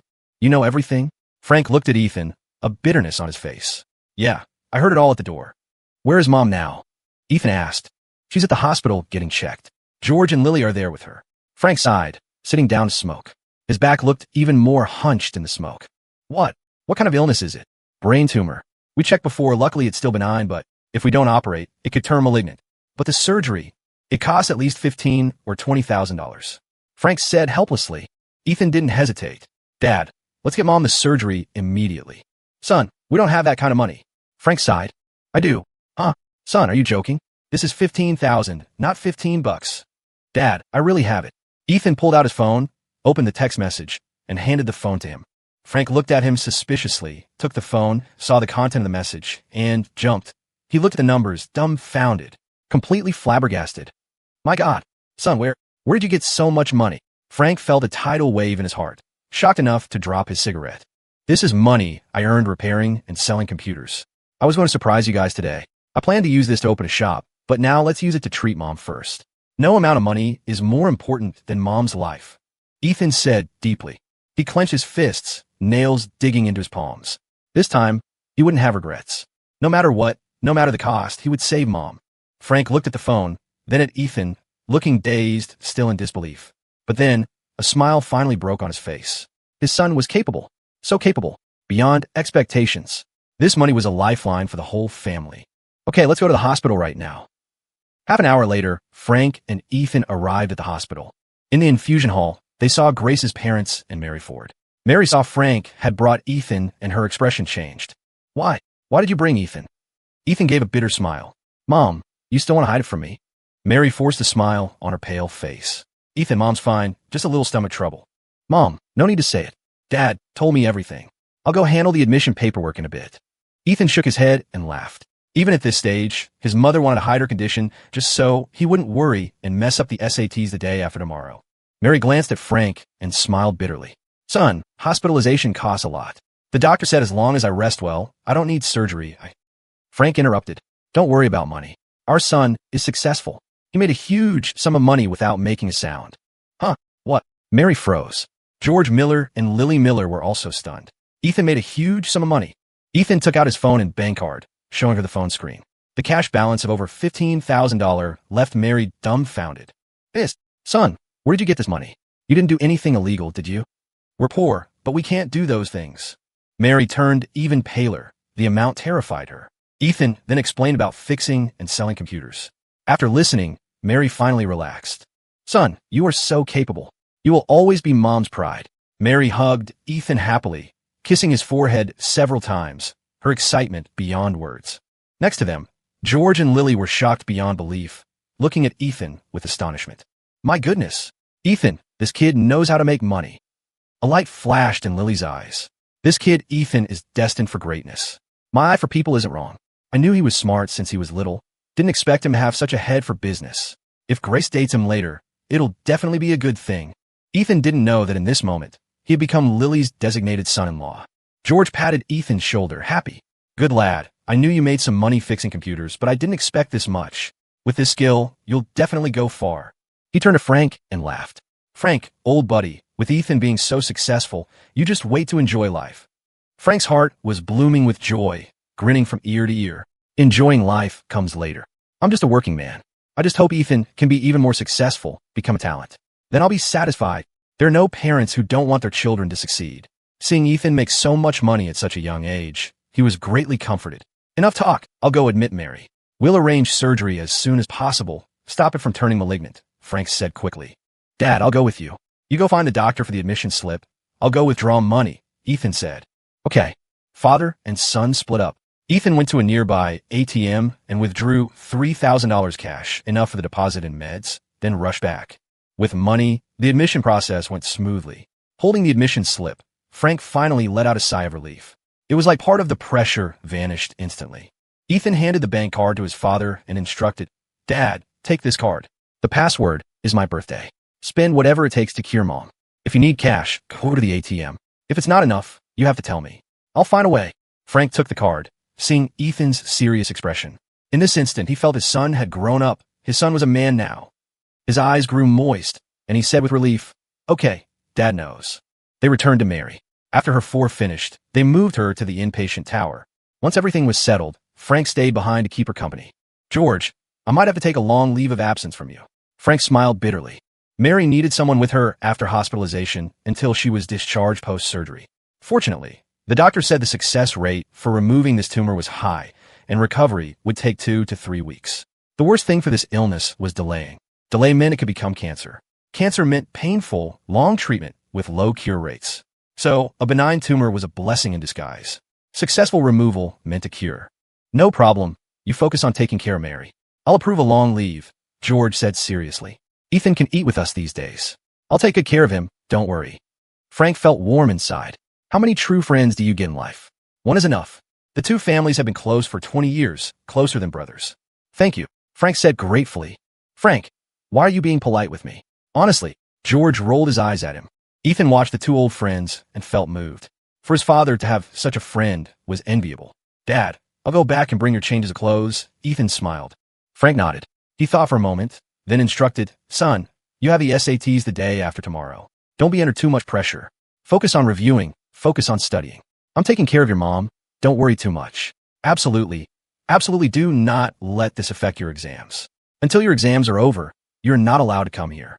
Stay home and review, hear me? Ethan smiled bitterly. Seeing his father's serious expression, he had to agree. Okay. Dad, Mom, don't worry. I'll do well. After more instructions from Mary to study hard, thousands of soldiers crossing a single log bridge, getting into a good college depended on this. Ethan finally left with Grace's parents. Back home, Ethan packed clothes for his parents and rushed back to the hospital. By the time he finished running around and got back home, it was midnight. Ethan dragged his exhausted body onto the sofa and collapsed. Physically and mentally drained, he almost fell asleep right there. A knock at the door pulled him back from the trance. Who is it? Ethan rubbed his aching temples and got up to open the door. Ethan, it's me. Grace's crisp, melodious voice came from outside. Hearing her voice, Ethan instantly felt a bit more energetic. He opened the door to find Grace standing there in a loose nightgown, looking pretty. Grace, why aren't you sleeping? Ethan asked, surprised. Aren't you up too? I saw your living room light on. Knew you weren't asleep. Grace walked in with her hands behind her back, making herself at home. Ethan followed her. Just finished busy work. Little tired. Almost fell asleep on the couch. Grace sat on the sofa and patted the spot next to her, gesturing for him to sit. Ethan sat down beside her. Grace stared straight at him and comforted. Ethan, I heard about your mom. The surgery will go smoothly. Don't worry too much. If you get a good score, maybe your mom will be happy and recover faster. Ethan paused. He didn't expect this girl to come over late at night just to comfort him. His heart felt warm. Yeah, I know. I'll take the test seriously. Ethan smiled. Grace extended her left hand. Give me your hand. What for? Ethan paused, but placed his hand on hers. Grace held his hand and smiled sweetly. Sharing a bit of my good luck with you. Smelly Ethan, you have to do your best. Grace's big eyes held a look of special encouragement. She wasn't joking this time. She was serious. Ethan felt completely awake now, like he'd been injected with adrenaline. Thank you. This was a heartfelt thank you from Ethan. Hey, don't mention it. As your Princess Grace, it's my duty. Grace covered her mouth and laughed. Ethan grinned, pretending to forget to let go, and instead held her hand tightly. Why is Grace's hand so smooth, so soft? Holding it feels so good. Grace wanted to pull her hand back, but realized Ethan was still holding it. Her cheeks turned red. Smelly Ethan, how long do you plan to hold on? I forgot Ethan reluctantly let go. Grace stood up. All right, comfort mission accomplished. I should head back. That's it. Yeah, what else did you want? How about you comfort me with both hands? Smelly Ethan, give you an inch and you take a mile. No hands? Then use your mouth. Mouth? How do I comfort you with my mouth? Cough. Say some encouraging words. As long as you encourage me, I could even take first place in the city. TCH, keep dreaming. Dreaming works too. What nonsense are you talking? Whatever, you win. Ethan, good luck on the SATs. Work hard. Try to get into the top 1,000. 1,000? No way. I have to get top 10 in the city or state. Ethan, it's dark out. Not suitable for daydreaming. You should wash up and sleep. Grace yawned and stretched. When she stretched, her loose nightgown lifted significantly, revealing those long legs. Ethan's eyes went straight. Those legs must be very bouncy. I'm going back now. I'm sleepy. You sleep early. Grace waved goodbye. You sleep first.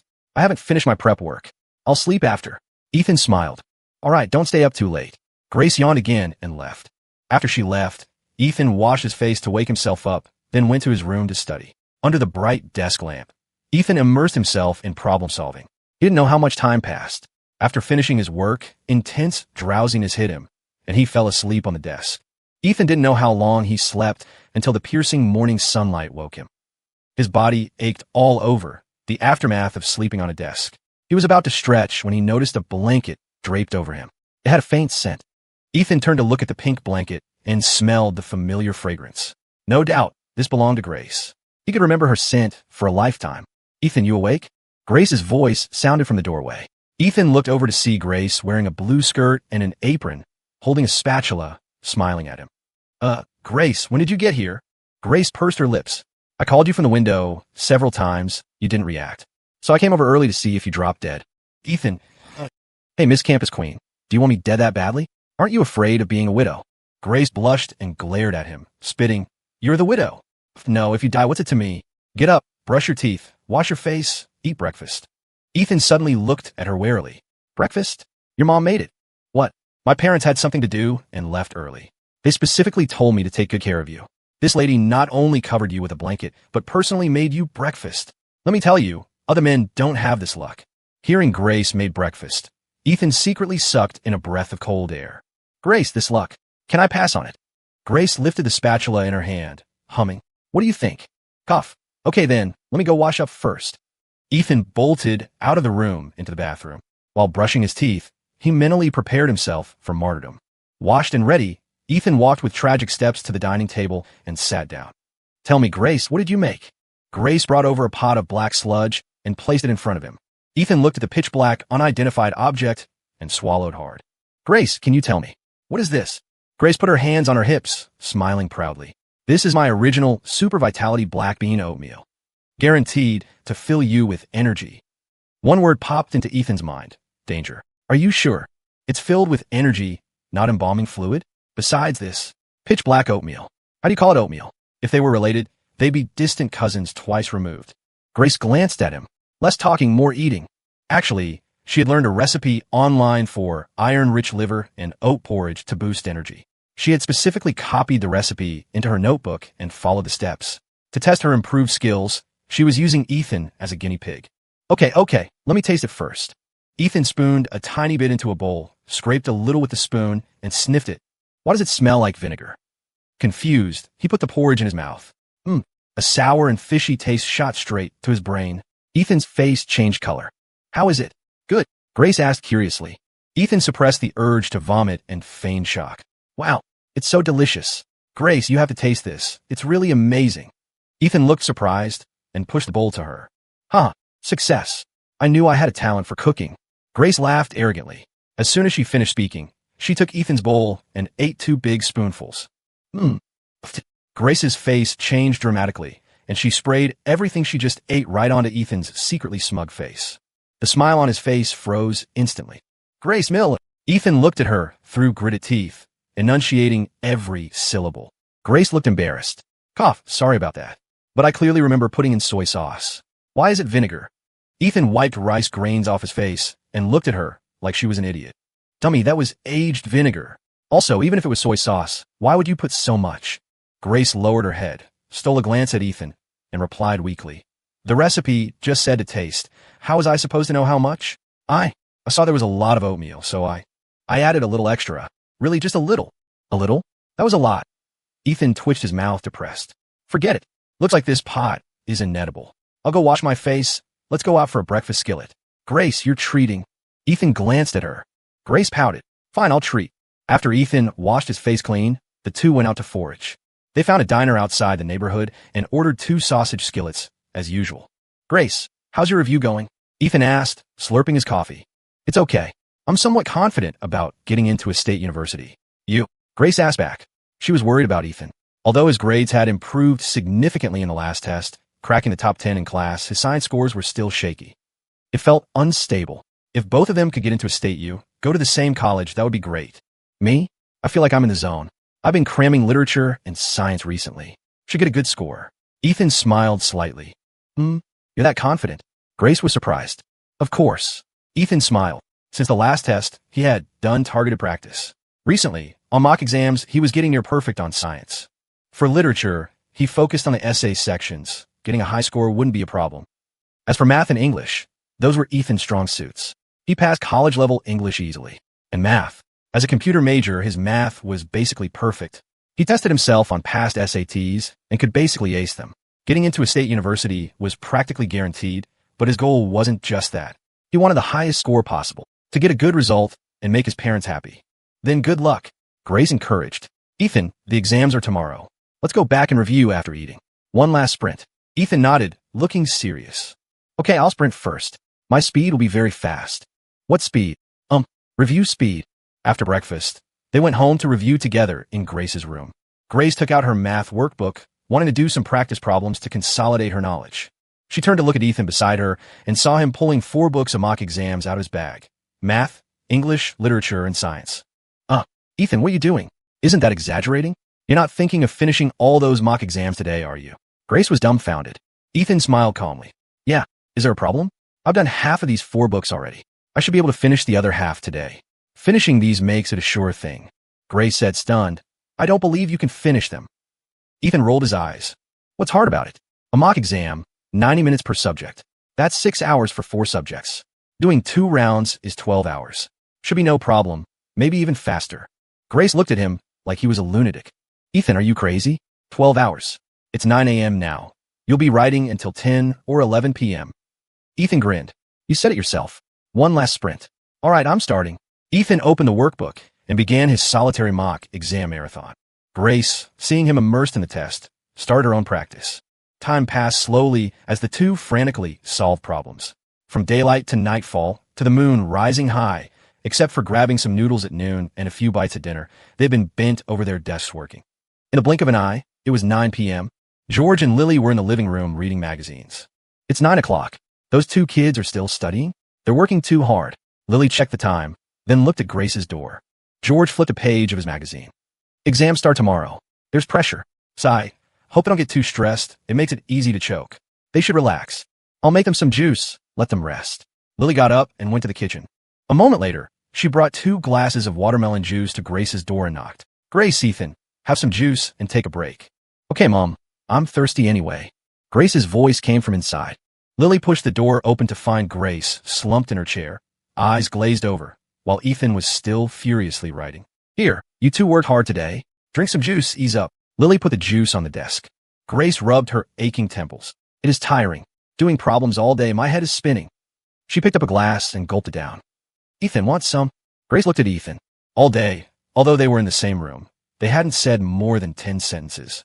Ethan had been doing problems continuously, high-intensity mock exams. Lasting this long really exceeded her expectations. Ethan, take a break too, Lily said worriedly, looking at Ethan's focused appearance. She was afraid he was putting too much pressure on himself. I'm okay, Aunt Lily. Just a second, almost done. Ethan replied without looking up. All right, remember to rest. Don't stay up too late. Tomorrow is the real battle. You need to save your energy, Lily instructed. Okay, Aunt Lily, I know. Ethan still didn't look up, his pen never stopping. Lily turned and left. Half an hour later, Ethan finally put down his pen and let out a long breath. 2 rounds of mock tests, finally done. He hadn't experienced this crazy problem-solving feeling in a long time. This state of total immersion was wonderful. He didn't feel tired while writing. But now that he was done, a wave of exhaustion washed over him. The fingers of his right hand felt sore and swollen from holding the pen for so long. Grace exclaimed from the side, "Ethan, I didn't think you had it in you. You lasted longer than I expected." Ethan raised an eyebrow. "I've always had stamina. Are you doubting my endurance? Let me tell you, going for hours is no problem at all." Grace felt his words sounded weird but snorted anyway. "I didn't know you had such stamina before." Ethan grinned. "Well, you'll definitely know in the future. When there's a chance, you can experience it personally." Grace rolled her eyes at him haughtily. "I don't want to." "You did 2 rounds of mocks. How were your scores?" Grace glanced at his workbook curiously. "Around 1500 to 1550 on the SAT scale equivalent." Ethan stretched and replied casually. "Huh, what? 1550? Grace covered her mouth in shock, looking incredulous. That score was scary. The top score in the state last year was only around 1500, but then she thought this was just a mock test. High scores on mocks were normal. In the real exams, getting above 1400 would be a miracle. The cutoff for state U was high. Most students ended up in community college or trade schools. Ethan, good luck. I hope you can get that score on the real thing." Grace encouraged. Ethan turned to look at her. "That counts as a blessing? Shouldn't you hope I get a better score than that?" Grace rolled her eyes and scoffed. "You dream big. Getting the cutoff score is good enough, and you want that score? Don't think you can slack off just because the mock went well. Tomorrow is the real fight." Ethan grinned. "After these 2 rounds, I'm pretty confident. But don't worry, I won't slack off. I'll give the exams everything I've got." Grace nodded with relief. "That's right. Let's go all out. But drink your juice first, rest a bit. You've been writing all day. Even a body of steel can't take that." Ethan patted his chest. "My body is awesome." As soon as the words left his mouth, he felt his fingers cramp. His expression changed. Cramp. His right hand fingers curled up uncontrollably from the high-intensity gripping. The muscle seized, bringing sharp pain. "Don't move, I'll help you." Grace quickly grabbed his cramping index finger and thumb and began to massage and press rapidly to relax the muscle. Under her rubbing, the cramp eased a lot, but the fingers were still sore. Ethan looked at Grace's anxious face, feeling warm inside. This girl really cares about me. "How is it?" "Better." Grace looked up and asked with concern. "Better, but still a bit sore." Ethan took a big gulp of watermelon juice with his left hand, calming his nerves. "I'll help you relax it then." Grace lowered her head again, carefully moving his finger joints. Ethan watched her exquisite face, a faint fragrance drilling into his nose, tickling his heart. Her hands were smooth and white, soft, as if boneless. Every touch felt like an electric current. So comfortable. "Smelly Ethan. See what happens when you push so hard? Cramped now, didn't you?" Grace nagged as she massaged and stretched his fingers. 10 minutes later, she looked up again. "How about now?" "Good." Ethan hadn't enjoyed it enough yet. How could it be good? He rolled his eyes and clutched his waist. "Fingers are fine, but my back is so sore. Sat too long. Did I throw my back out? How about you press it a bit?" Grace said grumpily. "Humph. What's with you? Hurt here, hurt there. Taking me for a servant." Ethan held his waist, pretending to endure pain. "All right, I won't trouble you. I should be able to handle it. Don't worry. I'll probably be fine after a rest." Seeing him like this, Grace hesitated, then huffed. Fine. Lie on the bed. I'll massage you." A gleam of triumph flashed in Ethan's eyes. Time to enjoy a massage from the campus queen. If this gets out at school, I'd probably be hunted down by her countless admirers. Ethan moved cleanly onto the bed, lying on his stomach. "Grace, I'm ready." Grace glared at him. "If I wasn't afraid of affecting your exams tomorrow, this lady wouldn't touch you." Words aside, she dutifully sat beside Ethan and pressed his back with both hands. Grace's technique was amateur, but she was strong. Brute force creates miracles, so it felt pretty good. Ethan felt the warmth of her fingers on his lower back, the pressure heavy then light, very soothing. "Feels good." Grace a bit lower. Yes, right there. Harder." In the living room, Lily had just finished washing up and was getting ready for bed when she heard strange noises coming from Grace's room. "Honey, what are they doing in there?" Lily asked curiously. George put down his magazine. "I don't know, but it's late, they should rest. If they don't sleep well, they won't have energy for the exam tomorrow. It'll affect their performance." He got up and walked over, but froze at the door. "What's wrong?" Lily saw his expression and walked over curiously. She reached the door and froze too, hearing the sounds inside. "Gra." "Grace, faster." "Yes, faster. That feels so good. I'm going fast already. Or should we switch positions?" "Sure. How about you get on top of me? Try that position."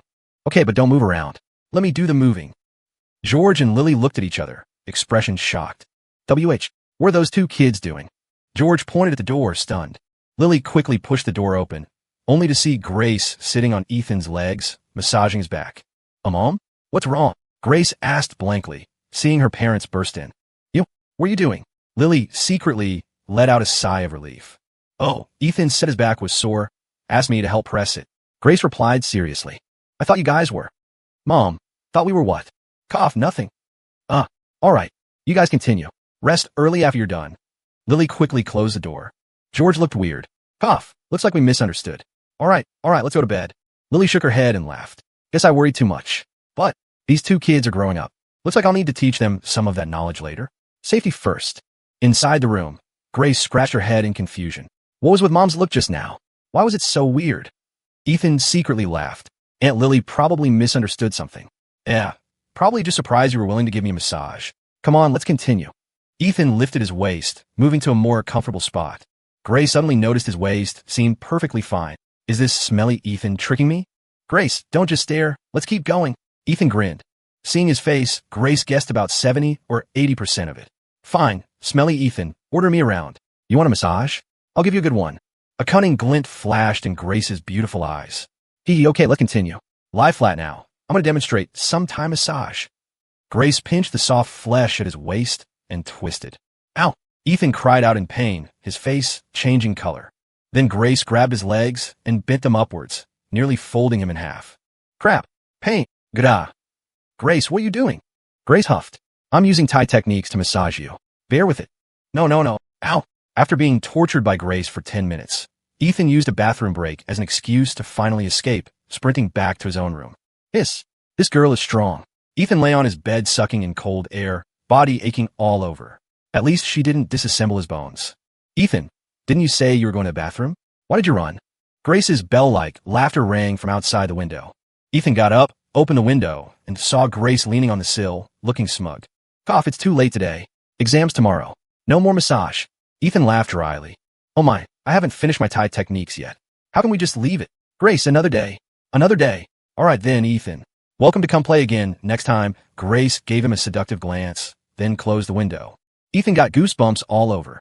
Let you massage again? Don't want to live? Absolutely no next time. The night passed without words. The next morning, Ethan was woken up as usual by the thumping on the window. Ethan, wake up. Ethan opened his eyes, rubbing the sleep away. Since Grace started waking him up every day, he had thrown away his alarm clock. Why use a clock when a campus queen wakes you up personally? He got to enjoy a unique wake-up service every day. I know, Ethan responded, getting up to open the window. Grace was tying her ponytail by the window, as always, her beautiful face radiating youth. Morning, Grace. Morning, smelly Ethan. They greeted each other. Grace finished tying her hair. Today is the first day of the exams. My mom made a big breakfast. Come eat. We'll go to school after. Grace was extra serious today, not joking around with Ethan. Ethan could see she was under pressure. The exams were here. Most students were bound to be nervous. But Ethan wasn't taking the SATs for the first time, and he had confidence, so he wasn't nervous at all. Okay, I'll wash up and come over. Ethan smiled. Closing the window, Ethan jogged out to wash, spent a few minutes getting ready, changed into new clothes, grabbed his bag, and knocked on Grace's door. The door opened. Grace was wearing her loose school uniform, as usual. Although she looked youthful and pretty in it, it completely hid her perfect figure. If she were a pleated skirt uniform, that would be a knockout. Ethan's heart stirred, looking forward to seeing Grace in different outfits. What are you staring at? Come in. Grace saw him, smiling foolishly, drooling slightly, with a perverted grin. She rolled her eyes. Hee okay. What grand breakfast did Aunt Lily make? Seafood bisque, scallion omelets, and crullers. Wow, so fancy. I'm drooling. My mom went to the seafood market early this morning to buy crab and shrimp for the soup. Worked hard on it. They sat at the table and began to feast. Eat slowly, there's time. Lily came out of the kitchen smiling. Aunt Lily, your cooking is amazing. This breakfast smells so good. Ethan praised loudly. Eat more if you like it. There's plenty. Lily was happy. Ring ring. Suddenly the landline rang. Lily went to answer it, then called out, Ethan, it's your dad. Got it. Ethan put down his bowl and chopsticks and walked over to take the phone. Hey Dad, what's up? Son, today is the first day of exams. You have to do your best. Take it seriously, but don't stress too much. As long as you give it your all, the score doesn't matter, just have no regrets. On the phone, Frank taught earnestly. Ethan knew his parents' biggest hope was probably these exams. Getting a good score to justify 3 years of high school. Getting into a good college to have a brighter future. Okay, Dad, I know. Don't worry, I'll do my best. Ethan nodded heavily. Good. Father and son chatted briefly about Mary's surgery. After the doctor's consultation yesterday, They decided to operate the day after tomorrow. That was the day after exams finished. After chatting for a while, Frank hung up, not wanting Ethan to worry too much about it and affect his performance. Ethan returned to the table and finished his soup. I'm full. Grace, let's head out. Okay. They went to school together, arrived at the homeroom to pick up exam tickets, and prepared pens, erasers, rulers, and other tools. Ethan, which testing center are you at? Tank poked his head over and asked curiously. Riverdale High. You? Awesome, me too. Huh. We have company. Tank was happy. Let's go together then. Ethan nodded. He looked at Grace, sitting in the front row. Grace, which center are you at? Grace seemed distracted and didn't hear him. Ethan reached out and tugged her bra strap through her shirt. Grace! Grace reacted, glaring at Ethan. What? Why are you so distracted? Ethan asked, puzzled. I'm a little nervous. Grace smiled bitterly, admitting it. She had felt the pressure of her parents' expectations for a long time. The greater the expectation, the greater the pressure. Today, she felt like her soul had left her body. Give me your hand. Ethan smiled and extended his right hand. Grace paused but placed her hand in his. Ethan held her hand. Last time you gave me luck. Today I'll give you confidence. Grace Miller, you are the best. Grace's heart shook. Then she laughed out loud. Of course. This lady will definitely get into state U. She quickly recovered her usual confident, high-spirited smile. Thank you, Ethan. Grace thanked him sincerely. No problem. What are we, strangers? So, can you let go of my hand now? Oh, I forgot. Stop pretending, smelly Ethan. You did it on purpose.